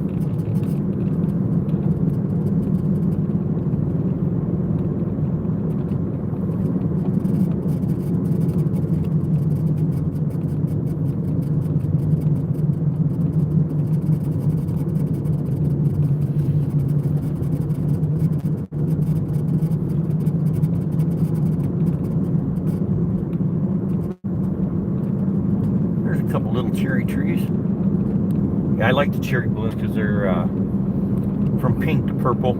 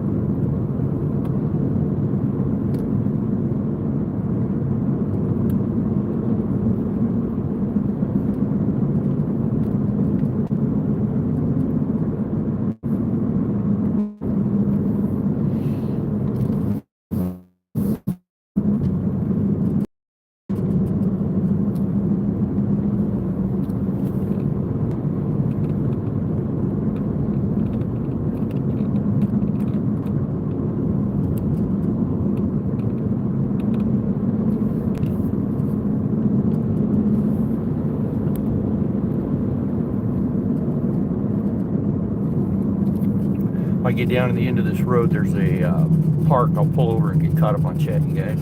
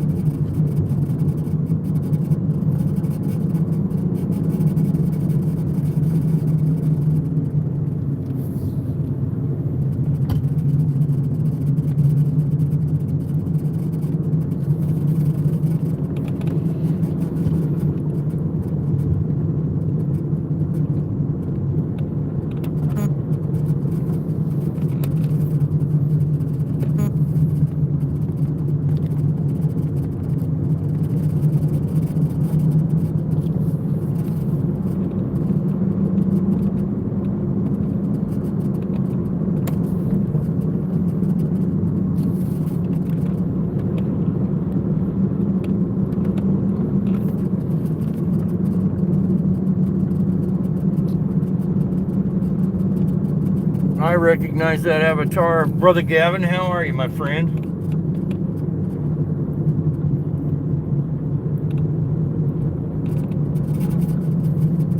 I just had to run down and get a few things and drop a couple letters at the post office.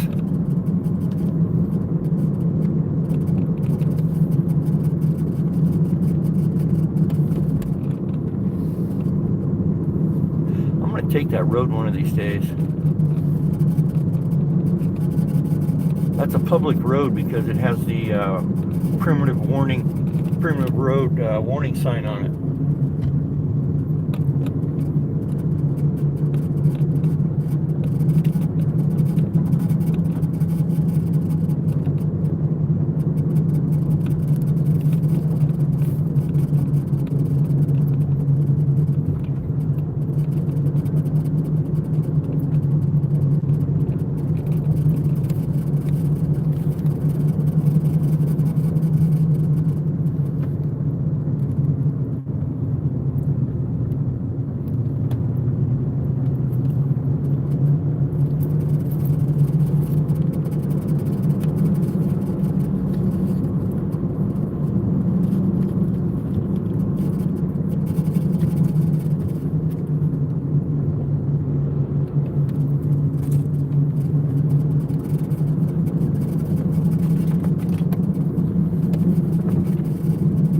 I thought there was a cherry orchard down here, but these are all pears.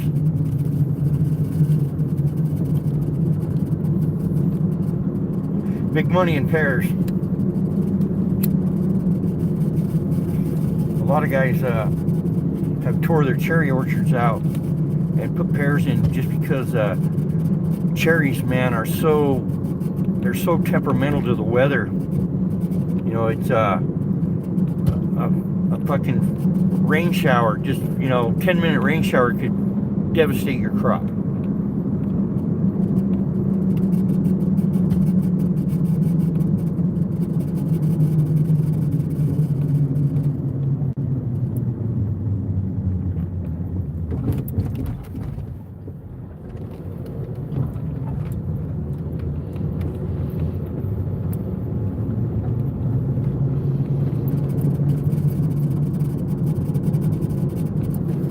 Pull over right here, I'll get caught up.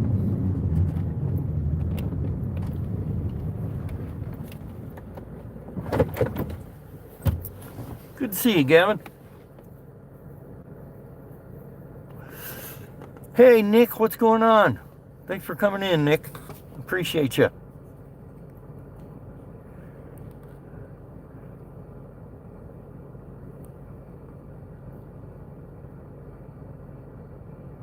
Crusty Socks. There you are. Who is that? Crusty Sock Man. Cotton Jack, what's up?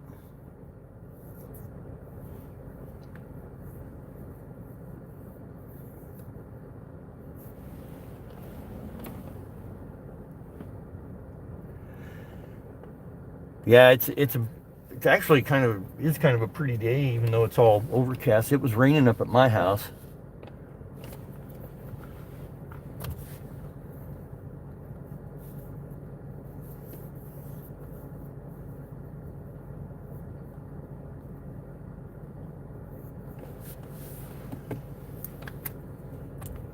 Sit here for a moment.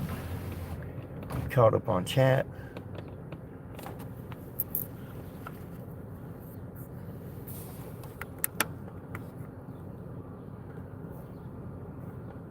I wonder if I can, let's see here. Take a look at this.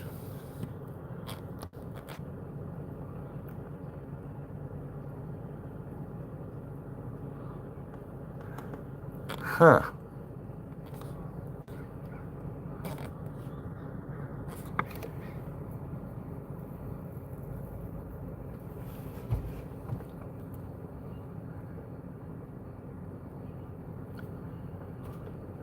I don't know who that is. I wish I could. I wish I did. I just tried to check their channel out, Crusty Socks. Says they've been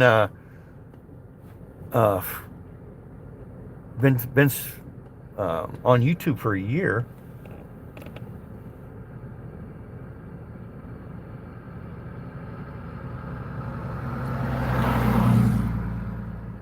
Hey Mick, what's going on?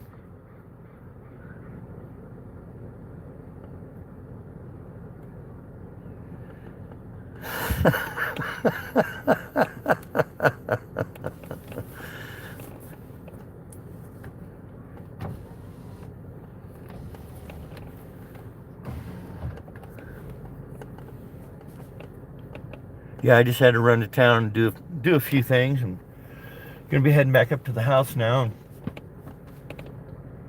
I was gonna go down to the river, but I don't know if I'm gonna go down there. It's only 10:20.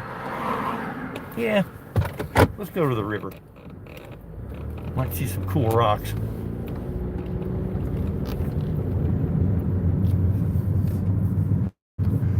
Unfortunately, this part of the river, well, the whole Wenatchee River and all drainages into the Wenatchee River are definitely closed waters for salmon and steelhead.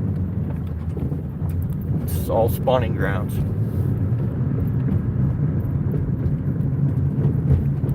She's going down a little bit. We'll go check it out.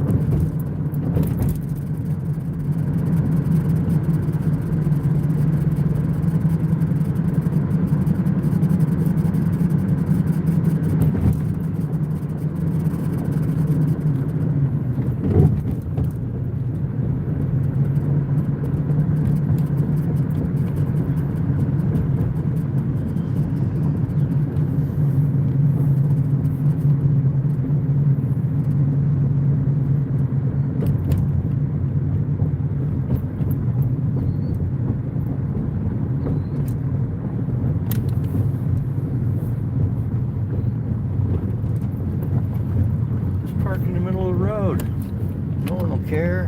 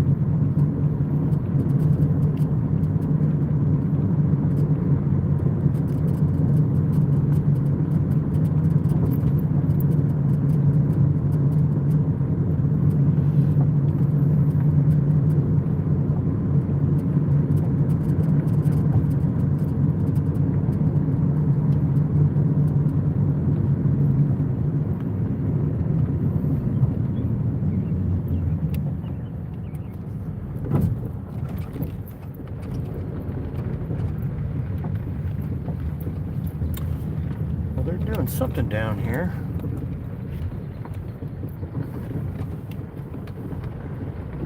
Doing some developing, it looks like.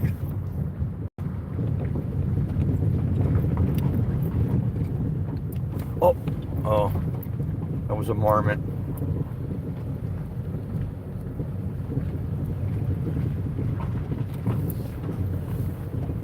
I didn't know there was marmots down in here. I guess there would be with all these rocks.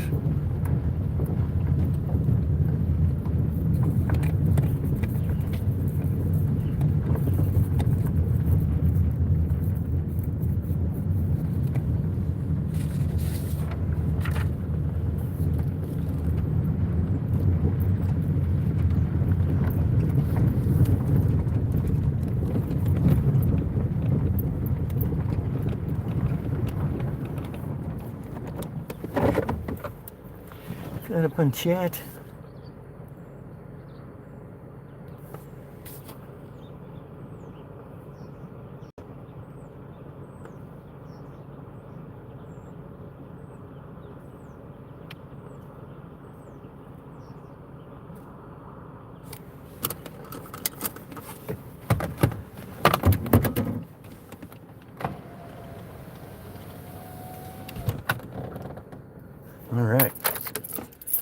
Let's scope it out here.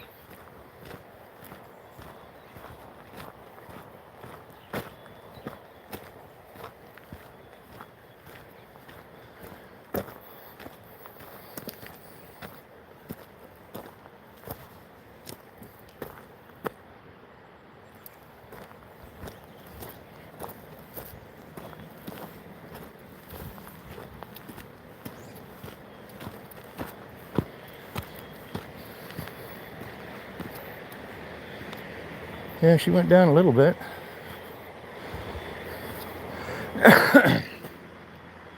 Man, what I would give to fish this body of water. Oh, with my fly rod. But this is all closed waters.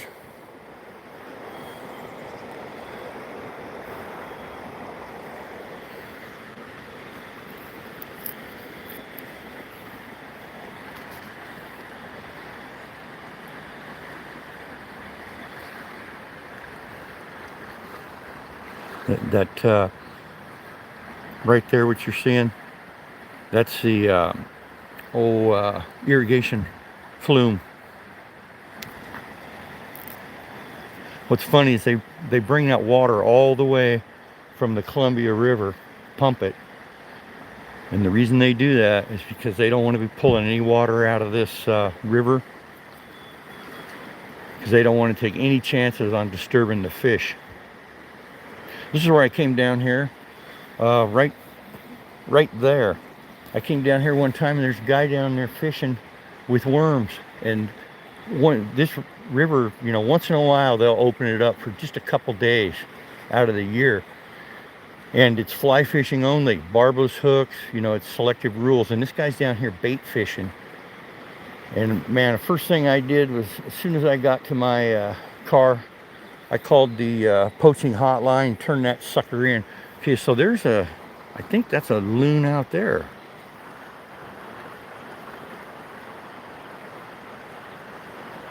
I think that is a white loon. I'm pretty sure it is. Wait a minute. Yeah, that's a loon. Yep, got an orange beak. You don't see the white ones very often. He's working it though. I'll tell you what, between the loons and the great blue herring, they take a toll on them. Oh, and then before they ever get here, the first 120 miles of the Columbia River is a gauntlet of sea lions. And the sea lions just frickin' wipe them out, man. And the sea lions know how to use the ladders, the fish ladders at the dams. And they've been seen all the way up 20 miles above McNary Dam, which is I think the 4th or 5th dam on the Columbia River, and it's nearly 200 miles from the Pacific Ocean. I think it is 200 miles. That big piece of PVC must have got washed down here to the high water, probably part of somebody's irrigation system.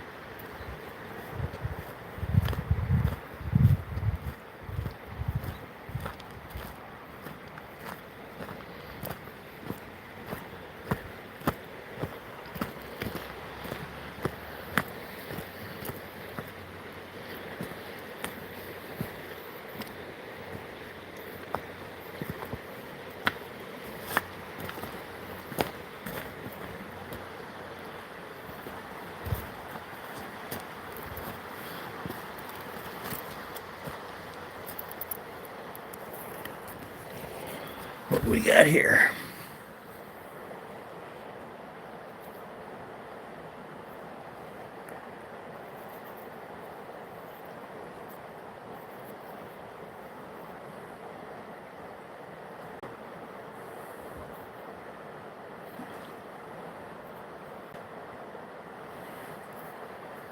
Get some night lines in there. Is that the other piece of it?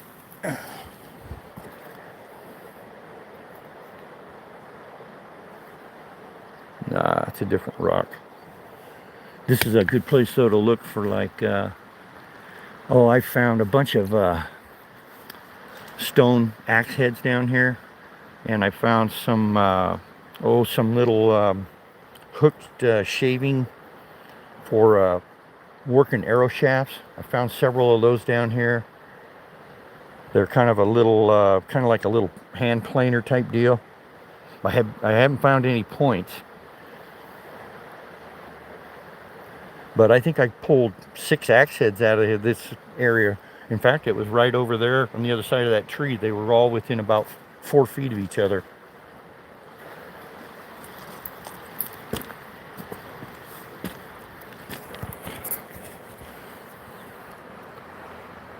Lever right, yep, lever right there. Well, you're gonna set up your stream, bro? Cool, man, cool. I'll be heading home directly. I'm only from right here. I'm about 15 minutes from the house, so cool.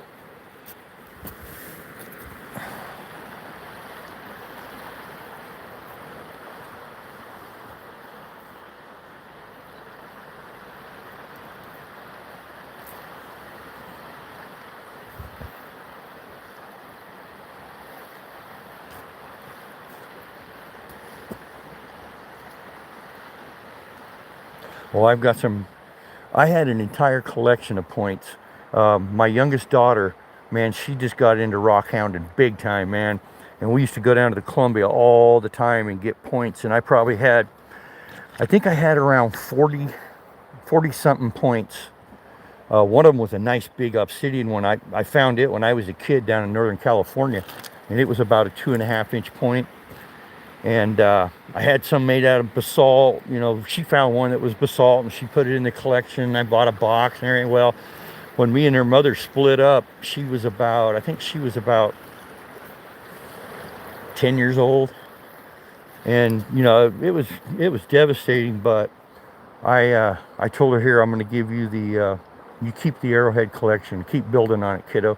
Because she was still into it, you know, and I just didn't want to take everything, so I let her keep the arrowhead collection. I've got a couple points, but they're both heavily damaged.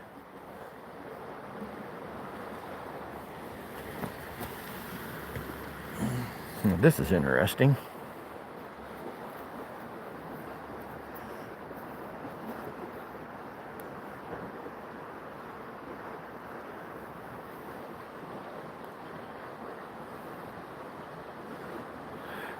Yeah, I've got a couple stones that have fossils in them. One is what they call the mudstone, and it's got a petrified sea urchin, petrified clams in it. It's got some really cool pieces in it. It's a pretty big stone.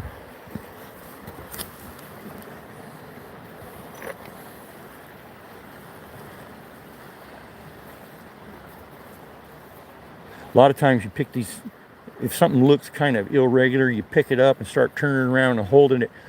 And they actually, if they're a tool, they actually have grips where you hold them.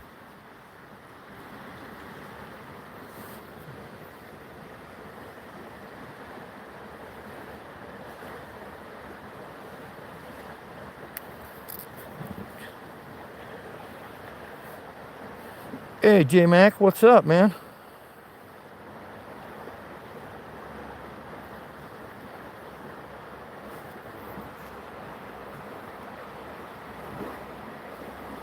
Thanks, Jay.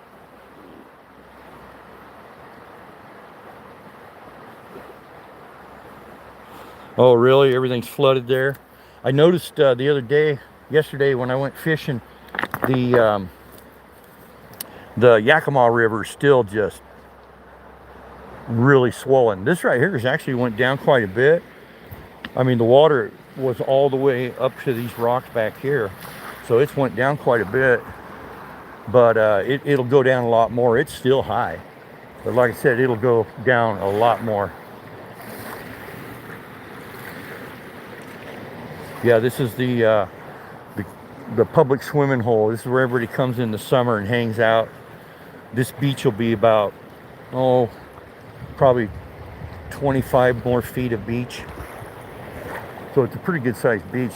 I'm pretty sure they probably hauled this in. I know that levee right there that goes all along here, that's all man-made. But the thing is, you know, they haul this dirt in from somewhere, and I guarantee you that these guys, when they built this levee back in the 20s, they weren't going through this looking for artifacts or any of that kind of stuff.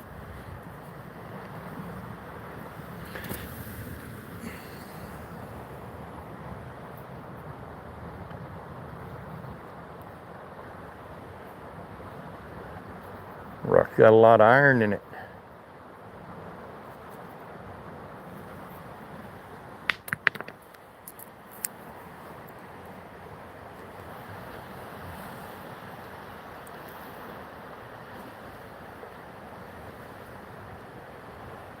Yeah, there's a rock here that's out. It's underwater right now, but it probably weighs, I don't know, it probably weighs, I would say at least 500-600 pounds, or I would already have it. Oh, there's two of them now.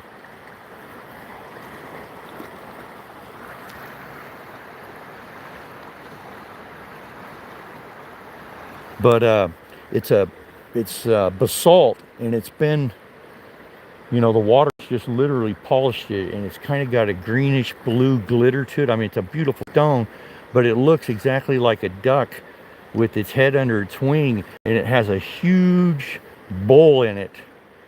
And there's no doubt in my mind that that was either used for food processing, or maybe washing garments, or tanning leather. But it's definitely, you can tell it's been used by Native Americans for hundreds and hundreds and hundreds of years.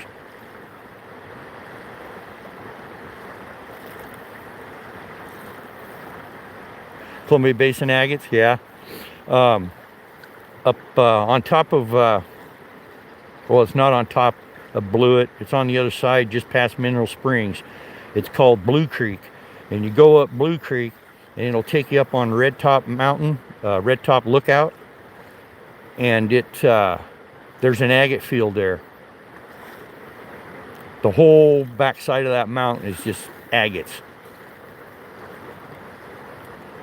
I've been up there lots of times hunting, but you got to get out and you got to walk about a quarter mile, and you're walking, it's all open, so I don't want to go walking out through open ground and letting all the game know I'm there, you know, so I never did go up to it.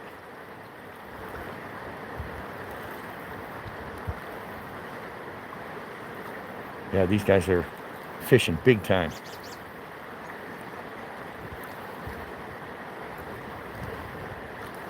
Yep, Red Top. You know, you do know about Denny Creek on your side? Denny Creek has got jasper, and oh, what else has it got? It's got some magnificent pieces of jasper, but it's also got, oh, I can't remember, opals.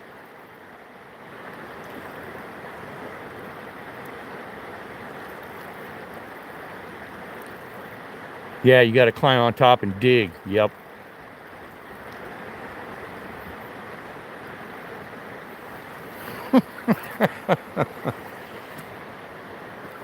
I was no younger, but I don't know about sexy now. You can see my fat, my jowls.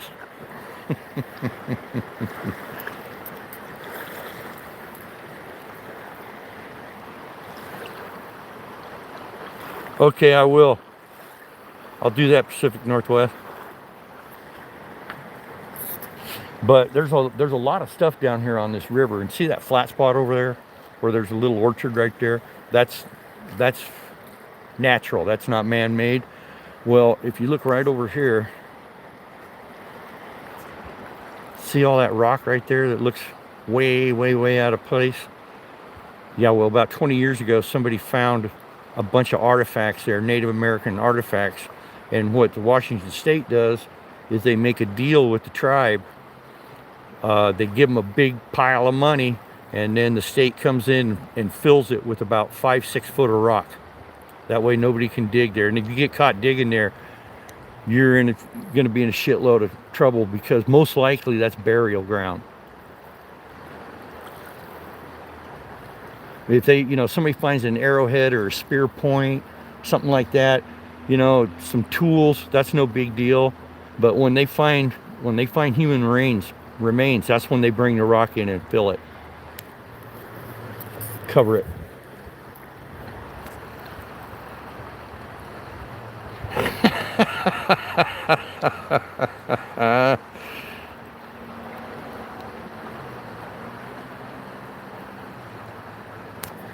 Yeah, I'd love to have that piece of land right here on this river, but it would be torture for me, because I wouldn't be able to fish it.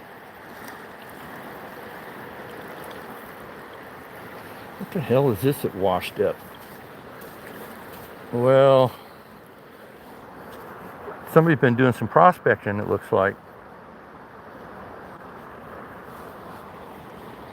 Which is legal here, you can. Is it part of an old car or something?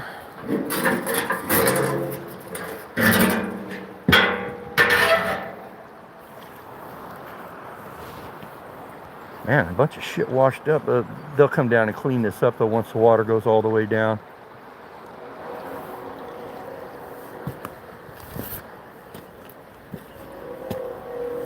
Wow, that's a cool looking rock. And they've got all these, this is all basalt. What do we have here?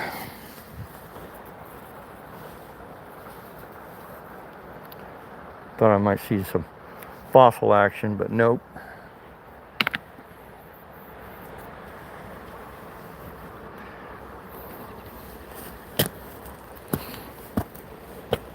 Well, I guess that's about it for today's little journey. Head on home so I can watch Maddie tie some flies.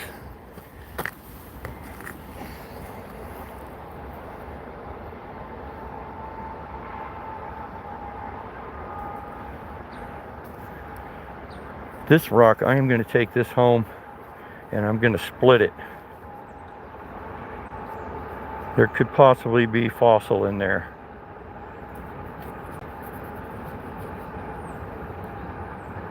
Yeah, I'm going to take this thing home and hit it with a chisel. I love fossils. I don't have a lot of them, but I do have some. Yeah, see, this is all the water. High water, it made it back up into here. Probably from the other end though. Oh, that's unusual to see that in here mixed in with all these other rocks. So right here, this type of rock right there, whoops, that is a, believe it or not, that's a piece of basalt. And it has it looks like it broke off a bigger piece, but that's what you call columnized. It when basalt crystallizes, when it's in a molten stage and it hits the it hits ice, snow, or water, it'll crystallize like this. And this stuff will be in towers, like on the face of these lava flows. That stuff will be in towers like 200-300 feet tall. I have some videos on them. Whoa, that rock is not stable. Look at the iron in that fucking rock right there, man.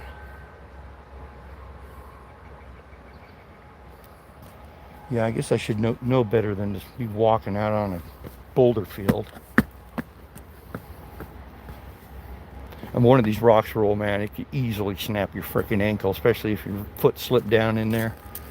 Kind of a cool looking rock. All right, guys, getting sidetracked here.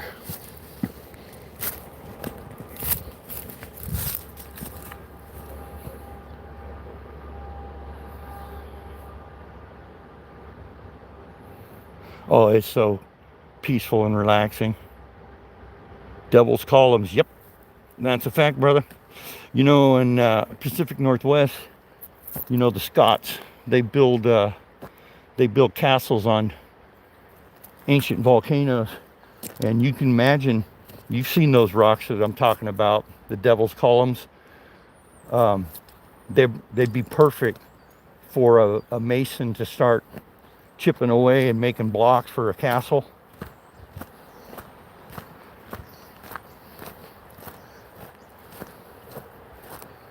And I'm pretty sure that's why they built them. I mean, there's no more solid ground with the compaction that could handle, you know, the weight of those castles. So why not build them right at the source, on the source?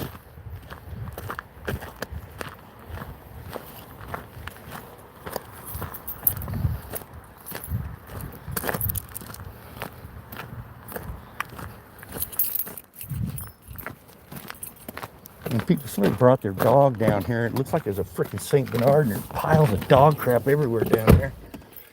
You guys got to be paying attention.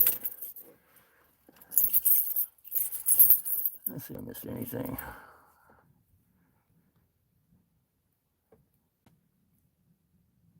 The rock's only good if you throw it at glass. Isn't it weird how humans love the sound of breaking glass?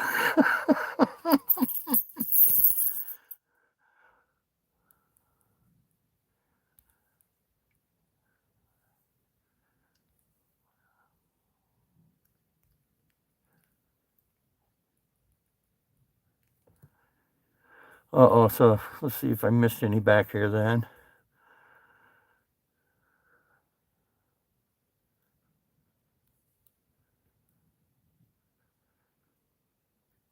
Yeah, I got that one. Put your teeth back in, Jack.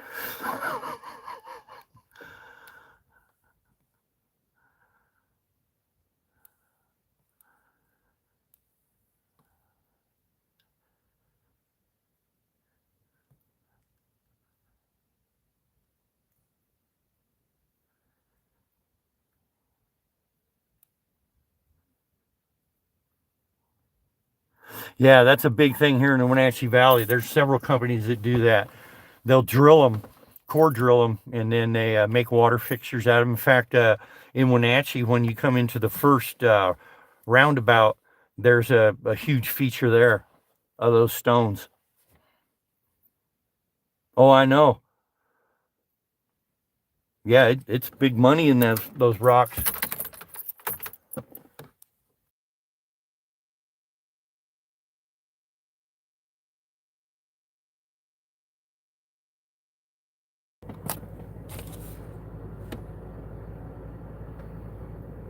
Yep, I did. I got a rock. My woman is definitely a rock. She, if it wasn't for her, I wouldn't have been able to retire 4 years early. Good with the money, man. I mean, she is excellent with money. That's before it gets drilled? Yeah. I imagine they got to charge quite a bit of money for drilling those rocks. I've seen some big ones, though. There were water features. In fact, it's on the way up to Chelan on the Douglas County side of the river. There's this new housing development they put in, and I mean, these are anywhere from $900,000 to $1.2 million homes, and they put a water feature for their community, and some of those columns are 50, 60 feet tall, and they got water coming out of the top of them. It's like, man, you guys ain't got anything better to do with your money than that?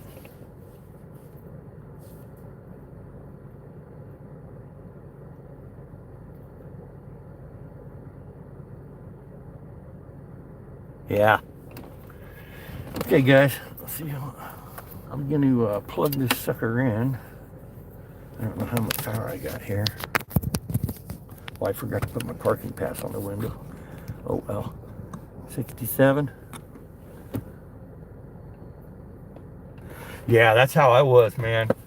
When I was single, I was just like, here today, gone tomorrow. I can give a fuck less. I'll just make more. Now that I'm old, I don't quite think that way no more.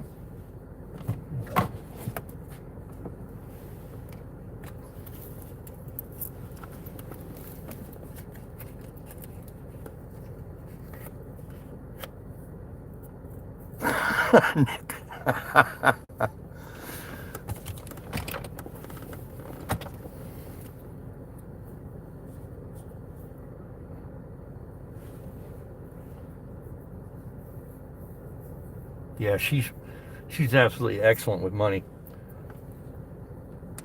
If I wouldn't have got with her too, you know, I didn't really start thinking about my future retirement and that till like 20 years ago, 22 years ago. No, it was longer than that. It's when I first met her. Then she said, she's the one that's like, yeah, you better start building something for your retirement or you're not going to have shit.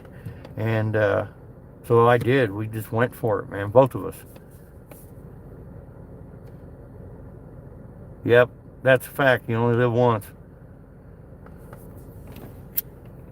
And you can't take it with you. I'll tell you what, my kids better hope I never get diagnosed terminally ill, because man, if I do, I'm gonna party, and that all my silver stack, I'm gonna blow it all, man. Nah, I wouldn't do that. What we got going on over there?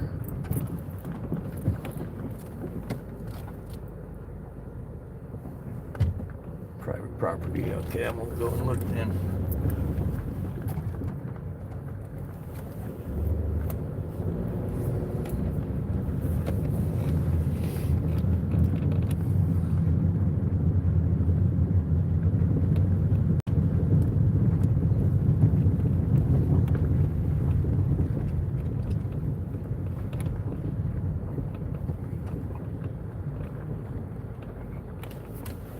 So this right here is a beaver pond. Okay, buddy, I'm gonna be shutting down here in a minute. Anyway, so right there, you see that clump of looks like brush? That's the beaver lodge. That's his house. I thought I might see him swimming around out here, but oh, there goes a great blue herring. And he's gone. Oh.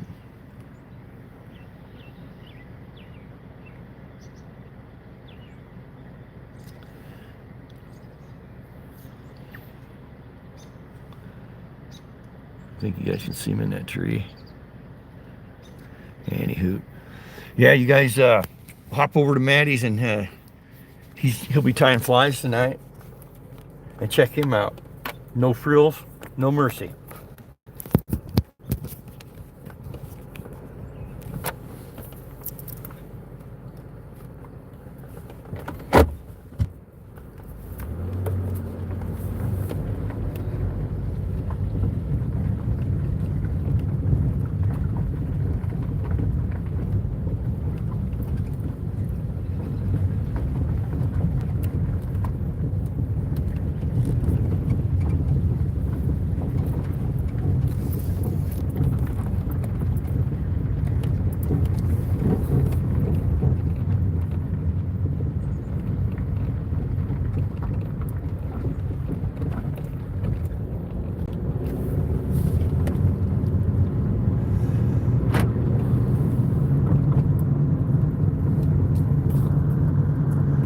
Yeah, when I head up the pass here, I'll lose signal for a few minutes, and I won't restart. I'll just let her die, and then I'm gonna hop over to Maddie's and watch him tie flies.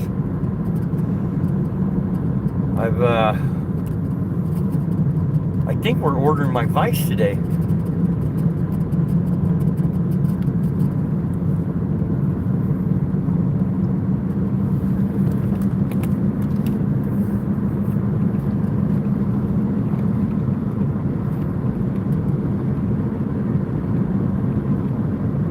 appreciate you guys all coming by, checking it out on your Saturday.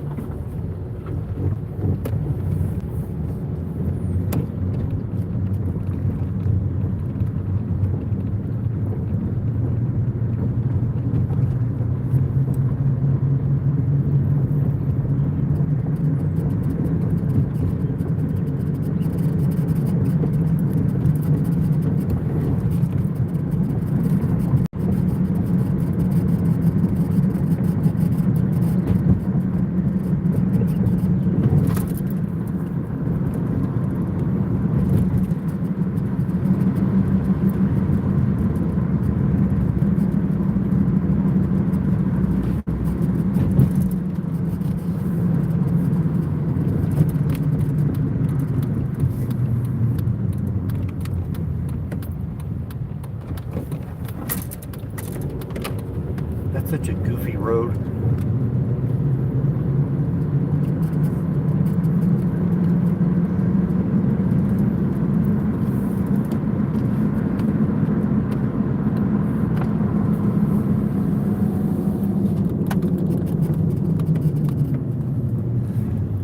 Take a peek at chat here real quick.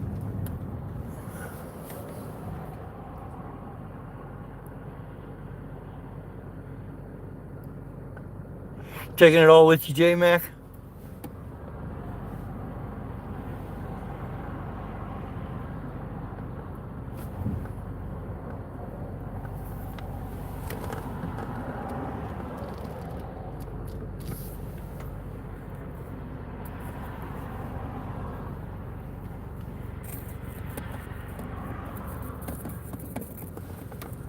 Well, there's some guy over there in the UK that he was buried in his Jaguar. I know there was one lady here in America that was buried in her Mercedes.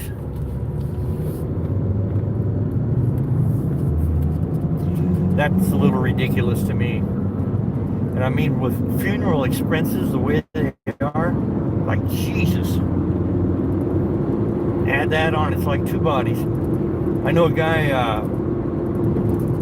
I used to work with long time, 30, 40 years ago. He got killed on his Harley, and he wanted to be buried with his Harley. Yeah, I almost died on my Harley, and that's why I don't ride street bikes no more. I hit a deer.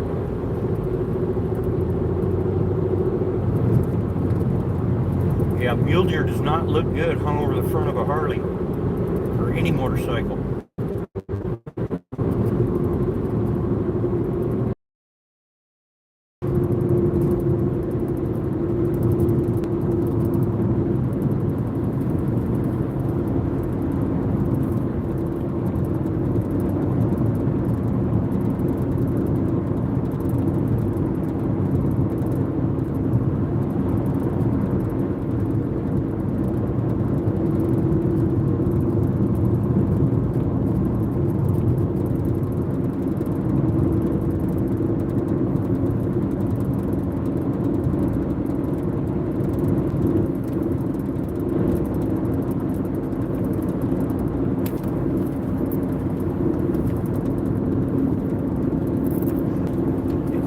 Thanks for dropping in, Cindy. I appreciate it. I'm going to head up here at the house,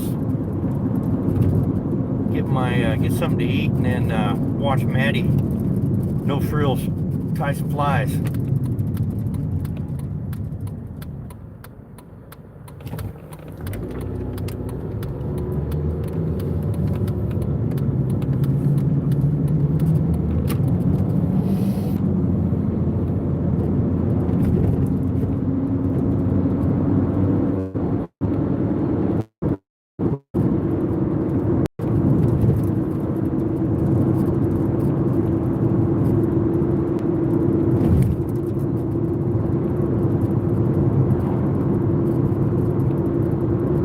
I don't think I need to tell everybody to sub up to one another. I think you guys probably pretty sure everybody here knows one another.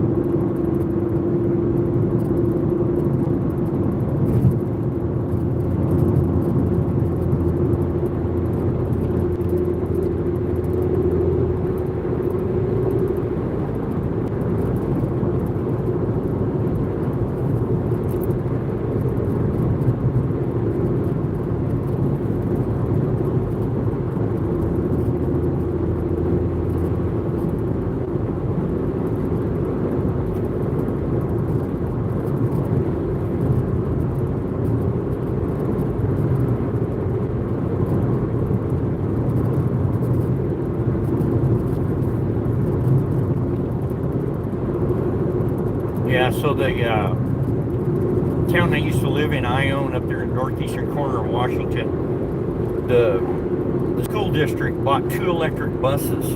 Well, these electric buses in the wintertime, when it's, you know, single digits or below zero, those things, it's hard on those batteries, and I mean, it just sucks the juice right out of them. So these school buses can't even make their full rounds in the wintertime. They have to leave the heaters shut off, so the kids all have to bundle up. The only heat is the defroster for the driver, so he can see. But I just thought, man, that proves it to me right there. I'm never going to own one of those things until they get their shit together on those batteries.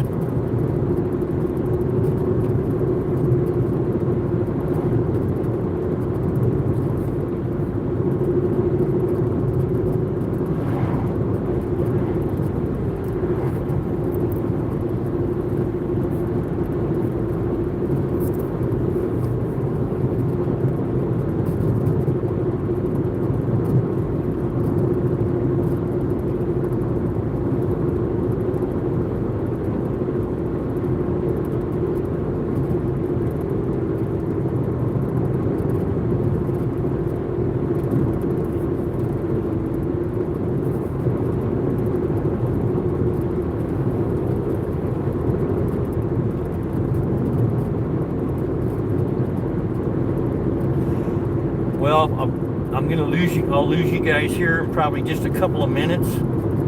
So I want to thank everybody for coming in. I appreciate you guys a lot. I mean, sorry it wasn't a more exciting stream, but thanks for coming in. Good seeing everybody. And once I lose service, I'm not going to restart it once I get home.